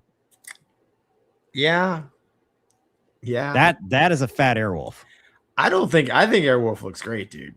I don't think Airwolf looks fat at all. No, cool. Now I know what your problem is. Your standards are too high. Leonardo is Italian, so it's like an Italian supermodel. It's like Ferrari. Boeing kind of bulked it up a little bit. Because you know how it is, man. Like, they come out with a design and then like, well, we can make it more, right? So we'll give it a little bit larger fuel tanks. Oh, it needs to carry 2 more troops, right? And the next thing you know, they stretch it out, make it wider, and then you get what you get. Doug gave up on us here. Doug's like, no, can't do it. Look, right here. Yeah, my shearing broke. I got it fixed now. Man, that's a cool car. Yeah. So that's the Bell 429. And one of their little pictures here in a second is going to be the... See, isn't that fat Airwolf? Airwolf is more athletic looking, yes. I mean, this is like Airwolf, like middle age. Like, it's 40 years later, and this is what Airwolf looks like. Yeah. It's still a good looking helicopter, man. And I'm not, I'm not a helicopter guy. It's a good looking helicopter. But Airwolf looks better. Yeah, hold on. Let's see if there it is, right there. Stop playing a video. Was that wasn't with retracts, was it? Here, let me try to help. See if I get it to work this time. Nope, I can't. Over, you have superseded me completely. You and my privacy rights. Right there. Can't pause it, man. You can't pause. Like, no wonder nobody buys them. Yeah. Their website sucks. Oh, 110. Dude. Oh, here we go. Wait. There it is. There it is. Oh, yep. Oh, dude, the skids retract. No, it's got wheel landing gear right here and here, and then it's got these little skid things. They need to get rid of the skid. Oh, it's steps, so you can step into it. Dude, that's a cool looking helicopter. I like that paint job and the tinted windows. All right. Well, when we reboot Airwolf, the problem is they're going to quit making them. They didn't sell enough, so they're about to quit making these. That's a good looking helicopter, man. Is it better than the Gray Wolf, though? I think it's a better looking helicopter, yes. What? Yeah. Look, that's just purely on looks. Capability, no clue, man. I don't know. All right. Zhang Pao Prime says, do you think the Chinese fighter pilots are worse, about the same, or better than the current crop of American fighter pilots? Clip this because you're going to get 1 million views on whatever you say. Go. Just our opinion. We're not the news or nothing. Well, as an American, I'm going to say yes, we're the best in the world. Mover. Mover is the best in the world. Mover is the best. Yeah. So you look at the time. Yeah. I think it depends, man. A current crop of American fighter pilots, I think we just proved that the skill is still there. We have the ability to execute. Not we, but the dudes that went out there and did the JOB. The gap has been so far for so long. I just think it's tough to catch up. Now, is that said, are there not good Chinese fighter pilots? Absolutely. I'm sure there's some well-trained, good Chinese fighter pilots. I just think that, American and our NATO partners, we've been doing this for a while and, have perfected a lot of things. Yeah.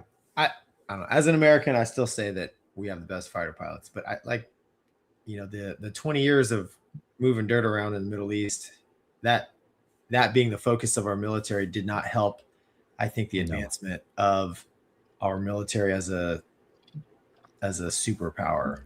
So I think nor did policies and, starting to lose focus on war fighting for several decades while we were moving dirt around. Correct. However, it's not just flying fingertip, man. There's a lot of stuff behind the door that nobody sees that America does really well. Yeah. And reference. Correct. Yeah. Yes. And then before that, the Iran thing, right? So, it's like you said, Mover, when it's time to work. Now, the rest of the time, sure, we shoot ourselves down. We, push our aircraft over the edge into the water. Crash into other ships that are on a ours. touch and go because Tower said, "Hey, it doesn't look good for you." Like, I'm out. Like, sometimes we do a little bit of buffoonery, but that's because we got time to spare. What else you gonna do? Right. That's how you know your first world. Right. These are. Yeah. I don't know, man. You're doing side quests. That's when you've beaten the game and you're just going around doing side quests because what are you going to do? You're bored. It's true. Yeah. Thanks for the question, though. Yes. Hope you got what you were looking for. He's like, shh. Kevin Morgan says they also play a search and rescue role here in Montana. Great resource. Oh, cool. State. Where are they based in Montana? That makes 139. Oh, you know what? It could be the AW-139.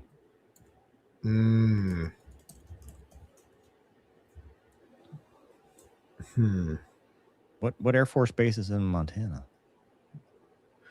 Sorry, go ahead. Go ahead. You say. Do they have any missile bases out there? Probably. Well, maybe they got to put them in the worst possible places. Malmstrom. Yeah. Well, then they do. Yeah, that's right. There it is. Oh, cool. Code Monkey says, Mover, have you seen the video of someone finding Airwolf? First person POV in the videos, video ends starting the engine. I can send yes, I actually have seen it. It's pretty cool. Yeah. It's very obviously a model, but it's pretty cool. Oh yeah, Laura B also points out we're good at shooting down balloons. After they've flown across the entire country, though. Right. Not right. before. Right. Oh. It took West Coast to East Coast for the ID to happen. Yeah. There's no point shooting it down before it is acquired assets. Where's the payoff? Yeah. Yeah, shoot early, shoot often. Khalid says, heard J-35 first batch this year. Also, can you share your views now or in next stream? Pakistan in advanced stage with multiple buyers for the JF-17B3. I don't know anything about that one, but I do know about the J-30. Are we talking about the J-35? It's on there, the Pakistan deal. Yeah. You want to talk about that now? Well, might as well. Let's Pakistan you have getting it. Wait one. I'm trying to find it. Yeah. Didn't we mention that before as well? Like the early stages when they first pitched it? Or am I getting my countries confused? I don't know about J-35, but maybe it's J-20. So the Pentagon says China has offered Pakistan up to 40 J-35s, a move that could significantly reshape the regional powers. There's a video. Is that a video or a picture? Yeah, it's a video. Play the video. I think it's just a bunch of burner climbs. That's awesome. It is awesome. That. There's how much fried chicken? There's the inferior tuning design. Yeah, the up. Dang, hack your watch. How many kilometers can it go? I don't know. To get a plume like that during the day, that's pretty awesome. I can eat a 6-piece bucket in that amount of time.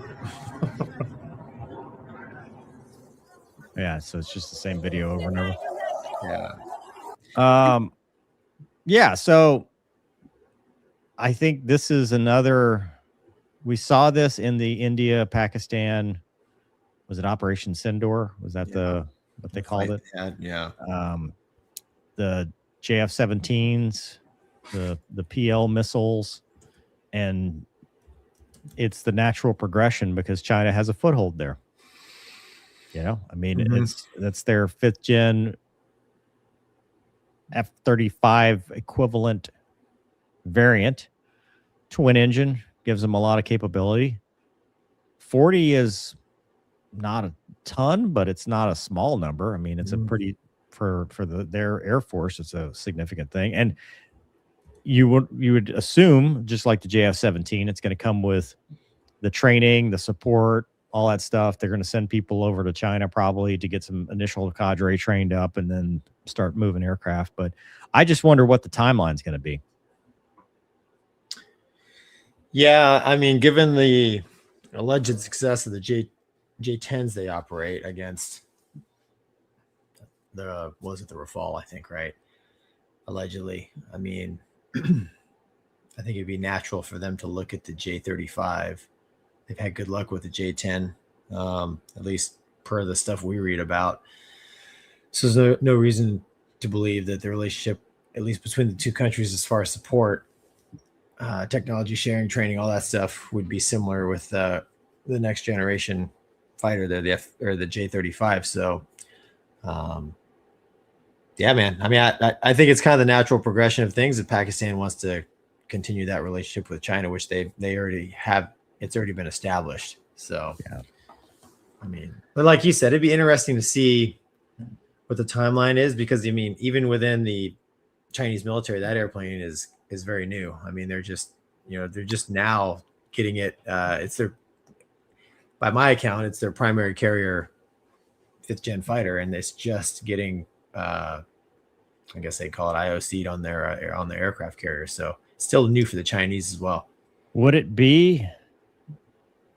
I mean, so would the Pakistani Air Force? So it would just be, which variant are they going to get?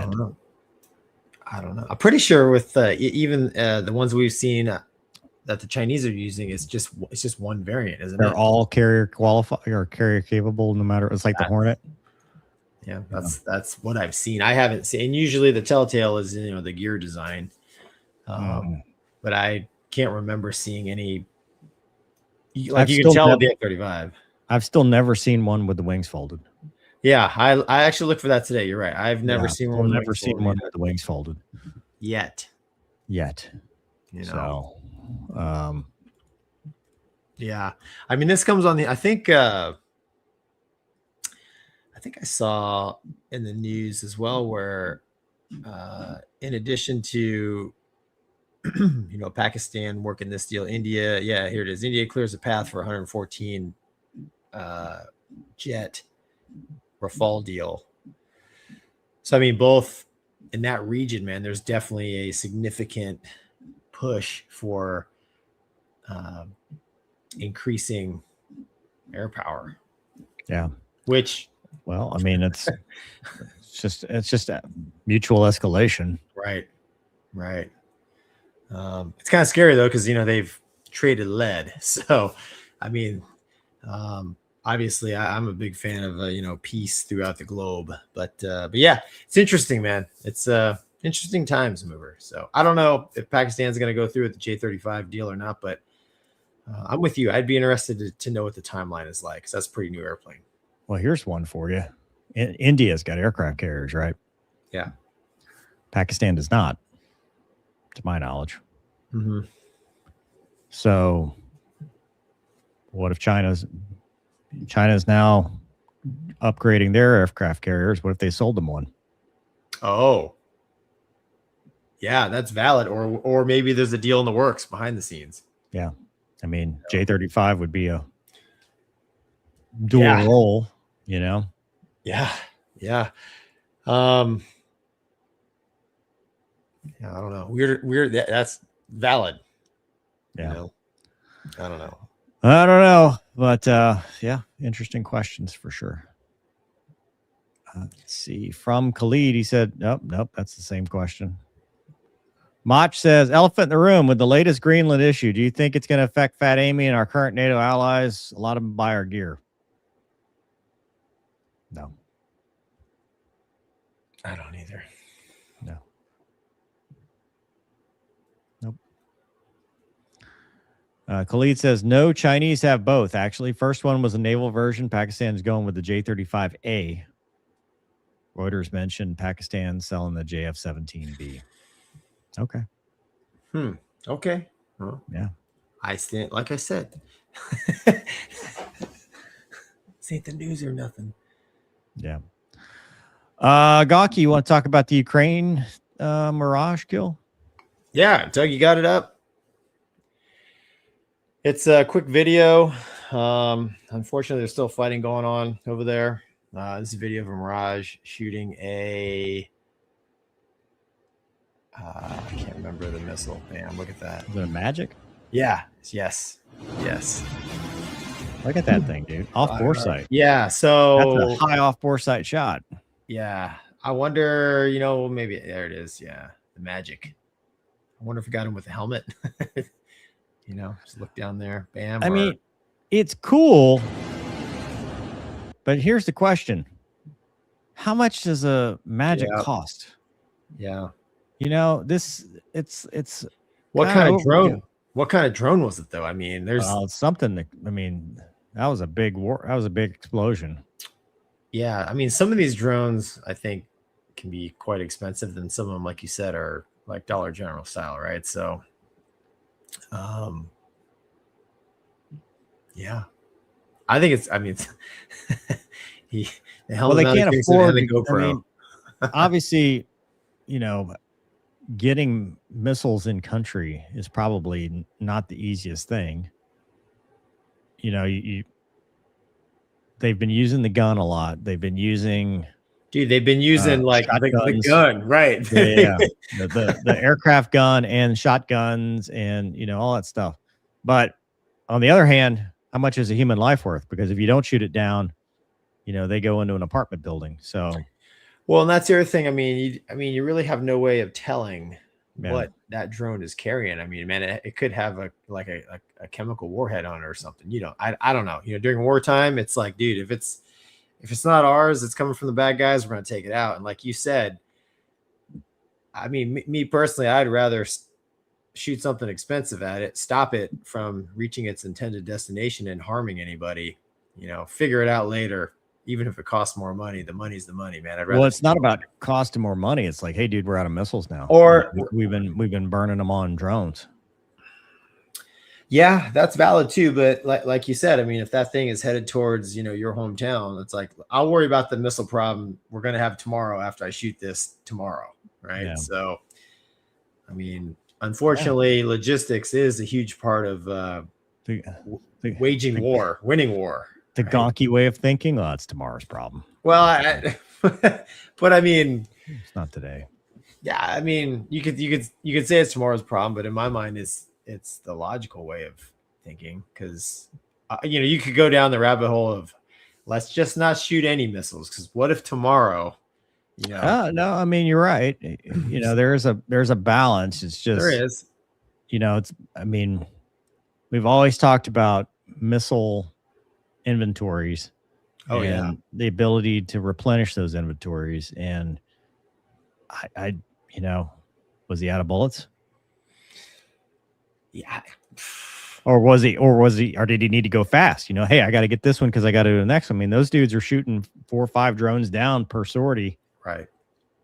I do not envy that tactical problem, the decisions that they have to make, because they are making it up as they go, and they're doing the best job they can. Yeah. Yeah. No, you're right, man. It's a tough situation, but I mean, yeah, it's a cool video. Yeah.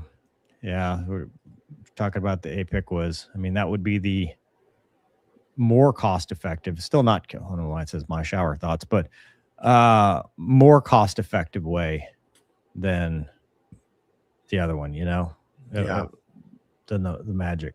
So, all right.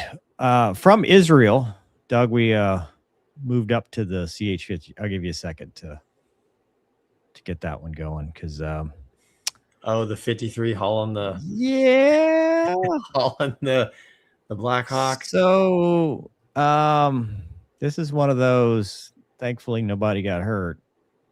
Play the tape, Doug. Enhance. I think it's as enhanced as it gets. Is it? You're right. Oh, that's all she's got. Oh, dude. There's another angle too, but I mean, you can see. Pull up the other one, Doug. It's much closer. I don't know if it was hey, I accidentally hit the release, or if it just broke. I'm leaning towards something broke, but there's always the possibility, human error. Here, watch this one, man. Oh, dude. It's a little drag shoot. Didn't help it very much. It kept it straight as it.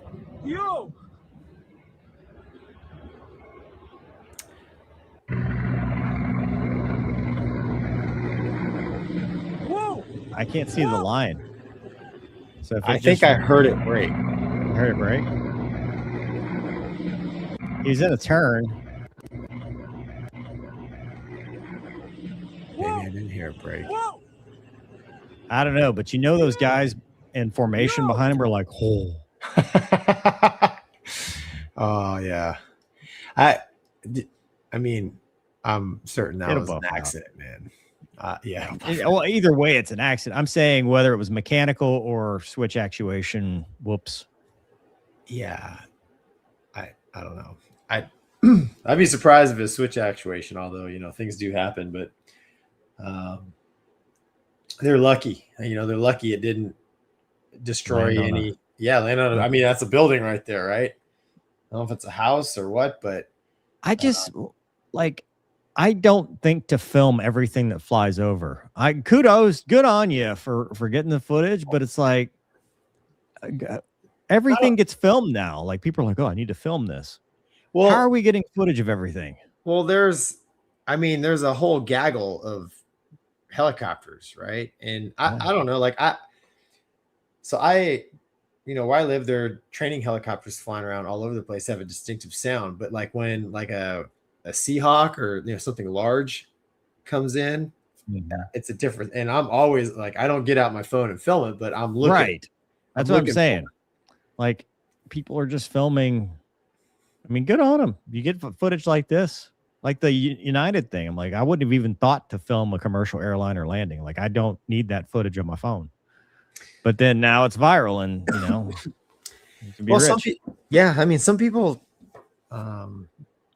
dude, some people, they just like filming airplanes. I mean, like, there's people that hang out all day on a Saturday and Sunday at the end of an air, at an air. Well, they use professional like cameras and stuff. I mean, like, pull out your phone and be like, hey, that's a helicopter. I want to, and then something cool happens. See, that would be me, is I would have 4 gigs of stupid video and nothing ever cool happens. I put my phone down and then nothing to show for it. Yeah. It's like, when you hit the stop, that's when the cable would break. Oh, yeah, right into my face. Right into like, those guys in the 53, I mean, for sure they knew about it, right? Because you just lost however much a 60 weighs. And it has to be a sickening feeling, man, in your stomach, because I mean, it's like, dude, you're like praying that like nobody or nothing's, please land in a field and don't hurt anything, No, there's that moment of right. What'd you touch? You're right. Yeah. Oh yeah, dude. I know. The Spider-Man meme where everybody points at each other. Yeah. I didn't touch nothing, right? Yeah. Should we circle back? Put a guy in the dinghy. Well, that's a good point. I mean, I wonder. No, they did. They went back. That was a helicopter. If you look at that other picture, they just landed. They went, and one of the other ones in the formation went and landed and set up a perimeter and stuff. Can we just hook this cable back up? Just keep going like this never happened. I mean, helicopters are Take awesome. that dude's camera. Yeah, get that dude. Hey, come here, man. You want to ride in a 53? It's like yeah. All right. Good thing no one was hurt. I mean, cool, cool video, sad circumstance. Good thing no one's hurt. Doug, I changed the order on you again. So if you want to reference the banners, I'll be back with you here in a second. JD says, so who gets the days off for that? The person who hit the button or the person who tied the knot? Dude, that's like a big, it depends. Those cables, man, I guess they could break. Yeah, I mean, dude, these they things have an emergency release, is what I'm saying. So they do, yeah. The whole point is you don't kill both yourself and thing. When I first saw it, I thought, oh, maybe the 53 lost an engine or something. They had to E-jet it. Could be. Joe says, speaking of the cost to kill drones, have you heard about the Apiquiz 2 rocket? No. We barely know about the Apiquiz 1 rocket. Right, Yeah. the one's pretty new, isn't it? Yeah, Like, a lot of stuff has passed us by over the years. yeah. G. Walker says, post 9/11, at every Cat X civilian airport, every landing and takeoff is recorded. That's how the A321 was captured. No, that was a cell phone. One of those videos was a cell phone video because of the guy yelling. Yes. That's not a, one of them was, but I'm talking just some dude like, hey, look at that dude. Oh, yeah. That was his phone. That Like first the, video, there's a lot of cursing, dude. Like the one in Toronto when they flipped upside down. Yeah, they were in an airplane, and they're like, first of all, no. Right. But second of all, like, I'm in an airplane. I'm not taking videos of other airplanes. No, that's bad juju, man. No. That's funny, yeah. Robert, thank you for your service. Thank you. America.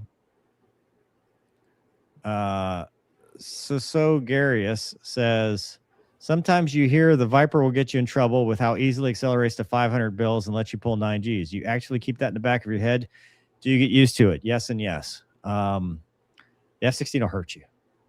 Low altitude, you get in the 500s and you just try to pull 9Gs clean, it'll accelerate. And the only way to fix it is with your left hand, because you'll be on the limiter and it'll just pull 9Gs all the way around until you die or it dies, or both simultaneously. So yeah, you have to keep that in mind, that when you fly, and you get used to it because you know your energy states. Although I've told this story a million times. This is like Gonky crashing. Like that story. I want to hear it again though, Boober. Yeah, but when I came back from the desert, you get used to different things in the F-16. That's the problem. Is we do so many different configurations at all the time that by the time you got used to one thing, you moved on to the next thing because we did phase-based training, and a deployment is all 2 bags, targeting pod, bombs on the wings, all that stuff. So you get used to having all that drag and weight. Well, I went out to go do BFM, basic fighter maneuvers, and we were in between high aspect sets, and we were getting close to the end, and we finished, and the flight lead was like, okay, next set. And I'm like, yeah, I'm not ready. He's like, dude, just get the airspeed on the check away. You know, I'm a young lieutenant. I always want to be in perfect airspeed, perfect parameters, whatever. So I'm like, okay, well, I'm going to fix this because I'm slow. I was like 250 knots. When we checked away, I just parked it in blower, never looked at it again. And when I turned back inbound, I'm like, okay, well, I'm slow because, again, never looked at it again. I'm slow. I'm going to go 1 circle, which 1 circle, I was at Mach 1.2 when I hit that merge. And so those are perfect 1 circle numbers for him. Yeah. I pulled 9.8 Gs and got gunned immediately because he was in 1 circle numbers and I was not. And I was just struggling to stay awake at the entire time because all the lights were like, you know, like, oh God, it let off, whatever. And that's the only time I've come close to over. It didn't over G because it was like you had to have 15 frames or 16 frames or whatever. And it was like 1 frame away from being a structural over G, but we didn't hit it. So I was like, oh, thank God.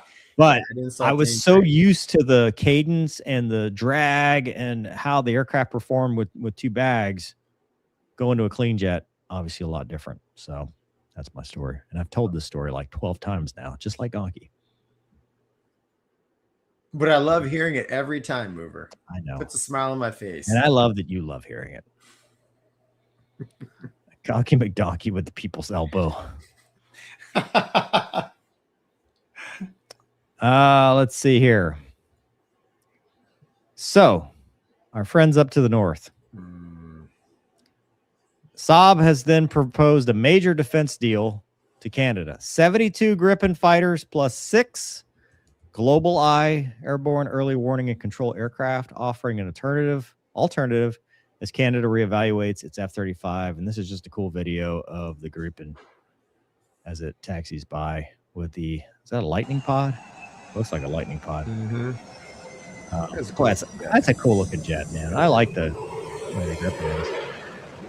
So we've talked about this before, Gonky, and I've been corrected many times that Canada really is mad at us and they're looking at other options. We've seen conflicting reports, even in the comments, right? People from Canada will argue in the comments, and some will say, no, we're not mad at you. Some will say, yes, we are. We hate you and we hate your government. And we don't think you're allies anymore. So this is kind of the continuation of that. The F-35 deal has already happened, but delays have kind of pushed it back. And you've said every time we've talked about this that we are 20 years too late, no matter what they do. But if this deal comes to fruition, what do you think's the better option for them? You know, is sticking it out with the F-35 regardless of, you know, what's going on in politics, the better option, or is this the better option strategically and tactically? Man, that's a tough one because there's a lot of details that, you know, these articles leave out. Are the Canadians mad at us? I sure saw a lot of Canadians in South Florida riding dirt bikes, and they were pretty nice to me. So I don't know. I'm always leery of what the TV tells me. But as far as, you know, which jet's better, well, I mean, I think the F-35 is the better airplane. But the question is, when can they get it? What kind of support? I mean, there's more than just getting the airplane. Mm-hmm.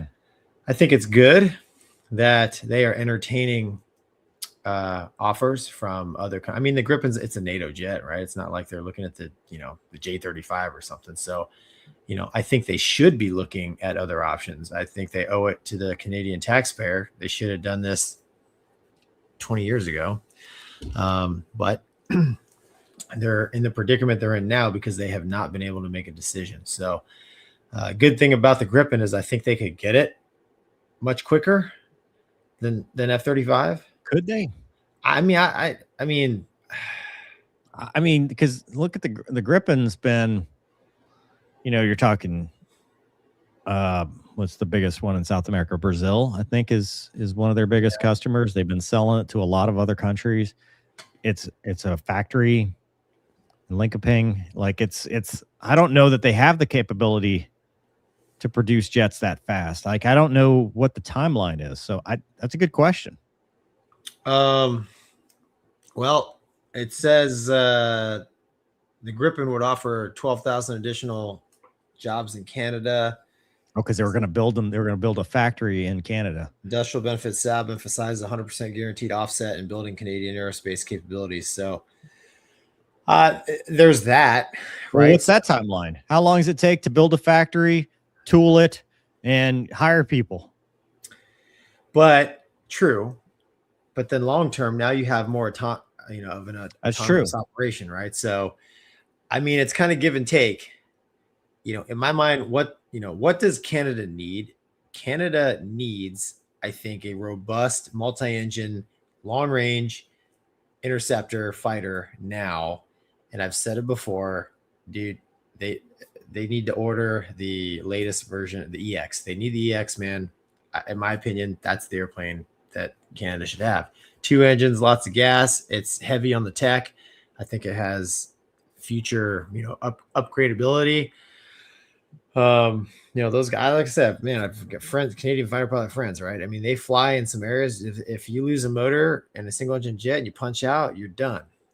No helo is going to fly, 500 miles into the Arctic to get you. By the time they get there, you're probably frozen to death, right? So, I know single engine fighters have their advantages and disadvantages, but I think the redundancy in that kind of environment would serve them well.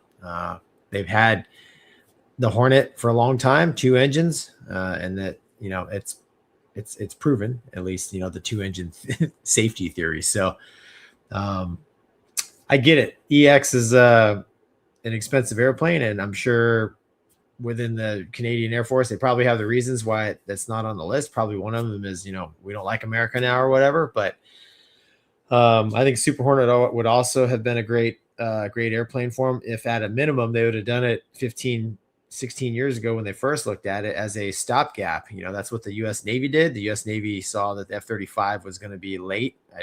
Probably they didn't anticipate as late as it was, but the Super Hornet filled the void, and that's what Canada. That's the problem Canada's having now. Like that, the Legacy Hornet, as much as I love it, as good of an airplane as it is, it has when you're talking flight hours, man. I mean, we're at the end. We're past the twilight, right? So still a capable fighter, right? The Legacy Hornet. The Canadians have upgraded it, and they're well trained pilots and maintainers. So, but yeah, I mean.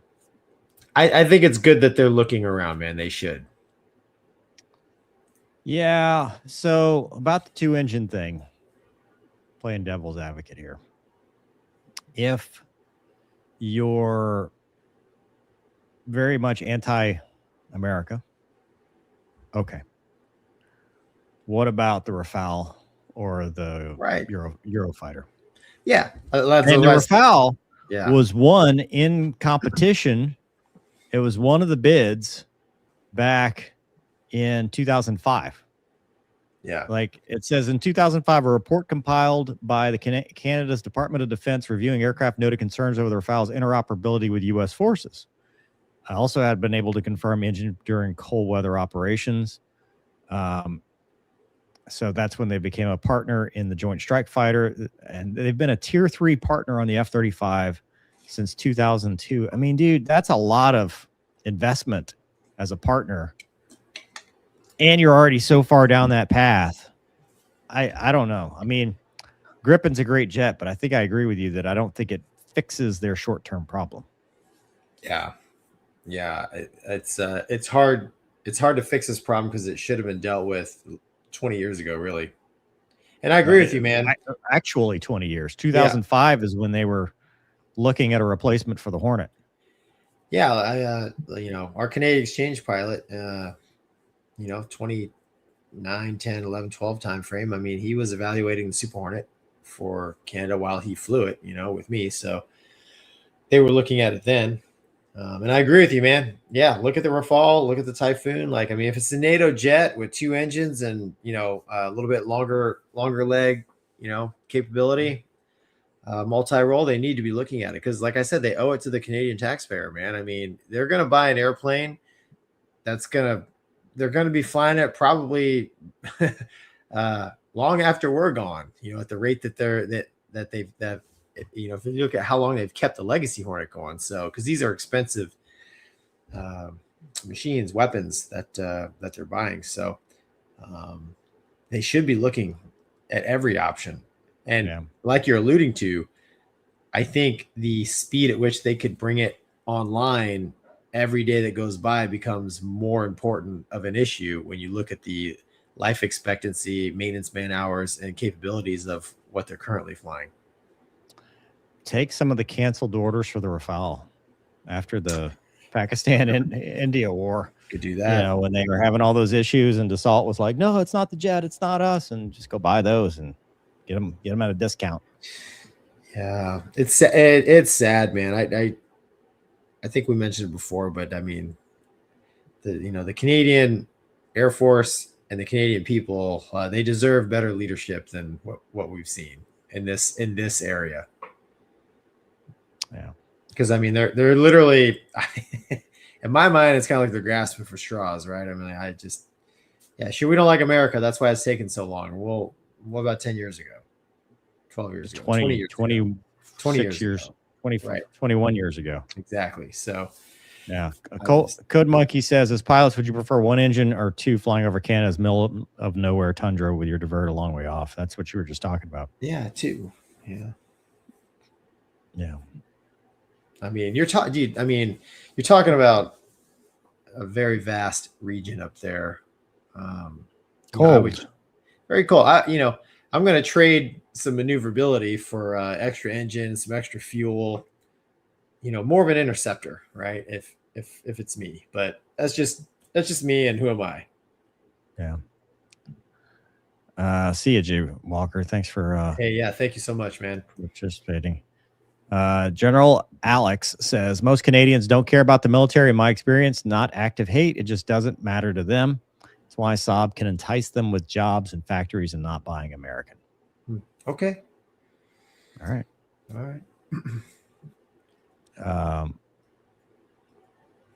So Garia says, I'm from Switzerland for the F-35. How relevant is BVR and air policing with tight airspace and allied skies all around? Any interesting advantages? I mean, BVR is always a factor. The real question is stealth. How much is what the F-35 brings to bear relevant for that? But you have to think it's not just air policing, as you say, it's the war that kicks off. Like, that's just one small mission set of many mission sets, and you're building your force around the next war, not the day-to-day operations. Right. Yeah, no, I would agree with that, man. I mean, yeah. Yeah. All right. Two Wolf Jaeger says, from the Avro Arrow to now, it's sad to know our good friends in the CAF are still constrained by sabotaged acquisition programs. Yeah. Yeah. And Robert says, good story is a good story, even if it's retold 12 times. Which story was that, Mover? Huh? Huh? Why are the kids in the street? Why are the kids in the street today? That's what I want to know. Get off my lawn. Yeah. All right, Gonky. Well, that's enough show for today, don't you think?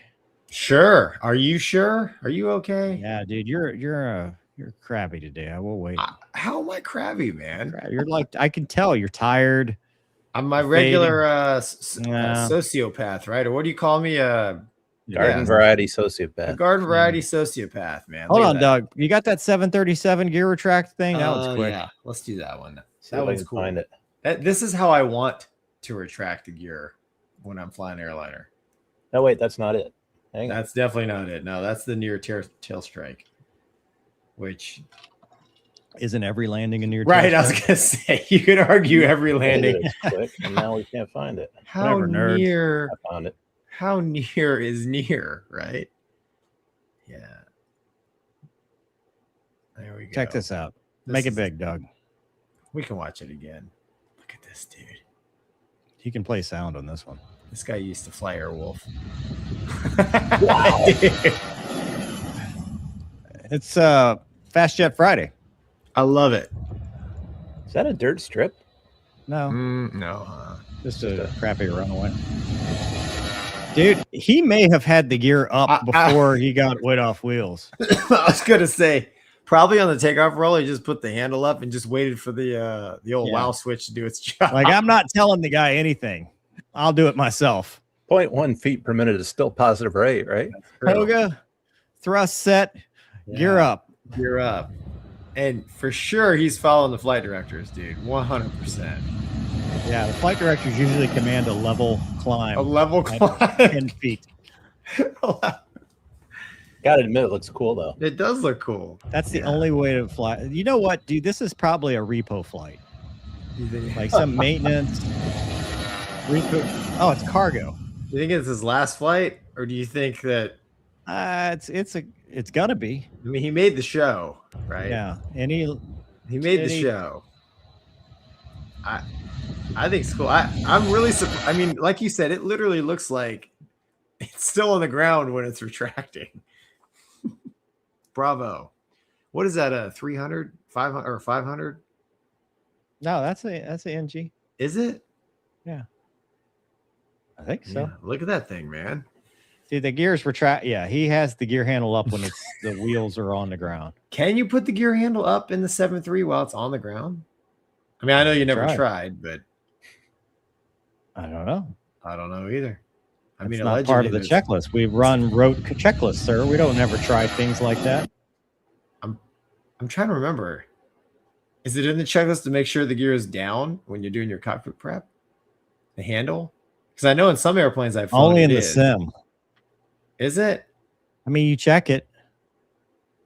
I know in some airplanes I've flown, like you're supposed to check that the handle is down. I know it sounds weird, but I'm trying to remember if it's like that in the Airbus, but I can't remember. Serve air cargo. Oh boy, are you? They've got one. They had one pilot. No, they had two pilots. Now they are now accepting resumes. They have 737. That's an 800 because they have 300s or 800s. Yeah, the 800 is the new. Yeah, you're right. The 300, I think, would still have the cigar engines. Yeah, well, Not to nerd out on the 7.3. I don't know, dude. I don't know. Well, I mean, so Serve Air is from Congo, the Democratic Republic of the. Okay. Started operations in 2015. They have 9 aircraft. They also fly one A310. Really? Nope, sorry, historic. That was previous. All 7.3s, baby. Really? Well, So this is somewhere, perhaps near the Congo. near the. What was that air? There was an cargo carrier in South America that was famous with like a 7.2s. Like I saw a whole bunch of crazy 727 videos of them doing stuff like this. FedEx.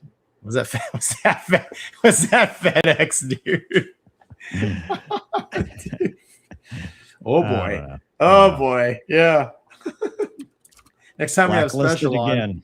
Next time we have a special on, we'll have to ask him. So, how many airlines am I blacklisted from right now? All of them, dude. All of them. No. All right. Well, that's a good story. Feels good. Tastes great. Yeah, it does. Well, Boer says, I understand the American discontent at the moment. I think countries should look at their procurement beyond when our current admin is over. You'd think. I think it's smoke and mirrors, man. Midnight Owl. See, Hexa saying they are super streamlining acquisitions. I think they'll actually do enough of what is needed. Hope so. I don't know, man. We can only hope, dude. Fraud, waste, and abuse always finds a way. Yeah. We can only hope so. Yeah. Can you try that next time you fly? Says CC Rider. Ooh, Gonky. that Next thing I fly's got skids, so nothing to gear up. Might give me a letter from one of them chief pilots. As long as you don't call in sick before or after, I think you're fine. Correct, I dude. think you're I was fatigued.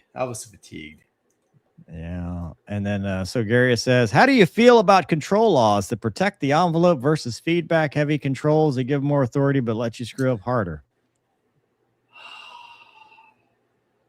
Mover. I love it. I love it. Yeah. Govern me harder. Just govern all my flying.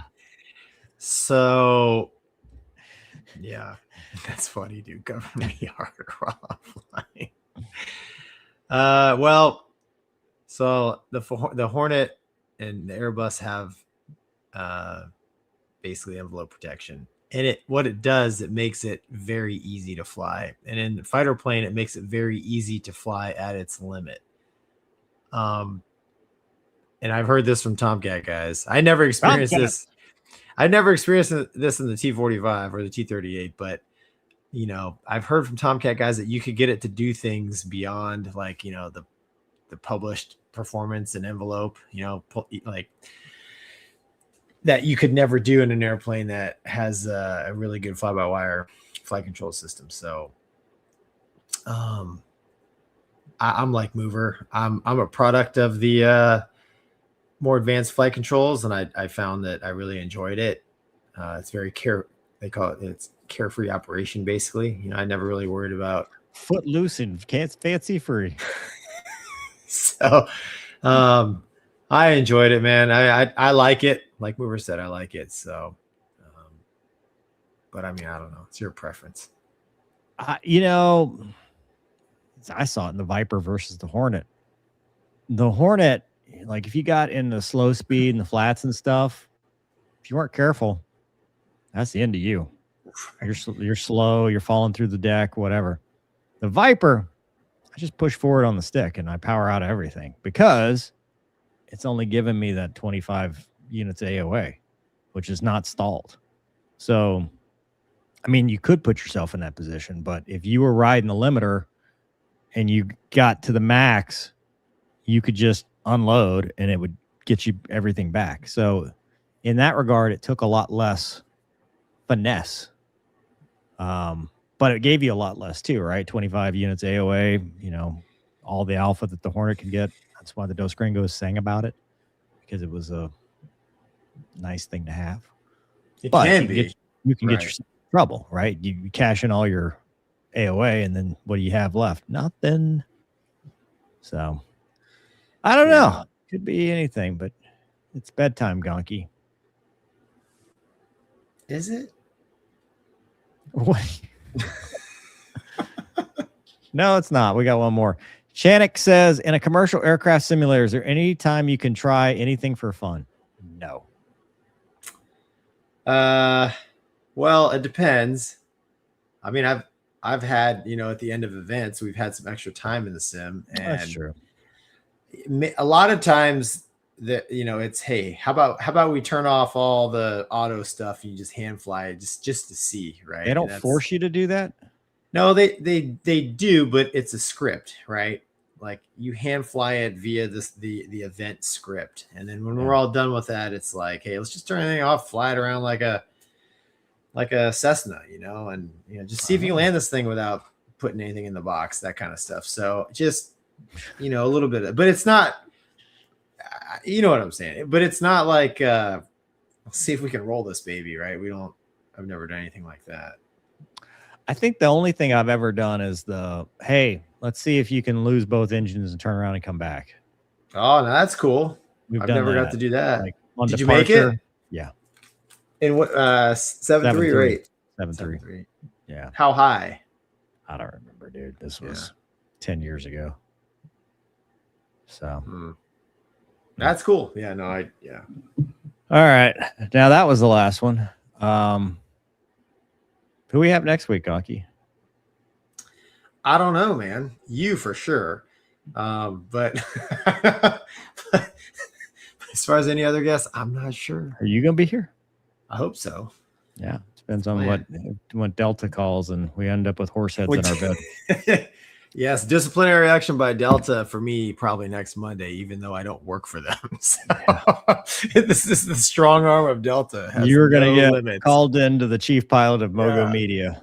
Yeah, wait a minute. I think I know that guy. That me? All right. Good night, everybody. Yeah, good night, everybody. Thanks for joining us. See you next week.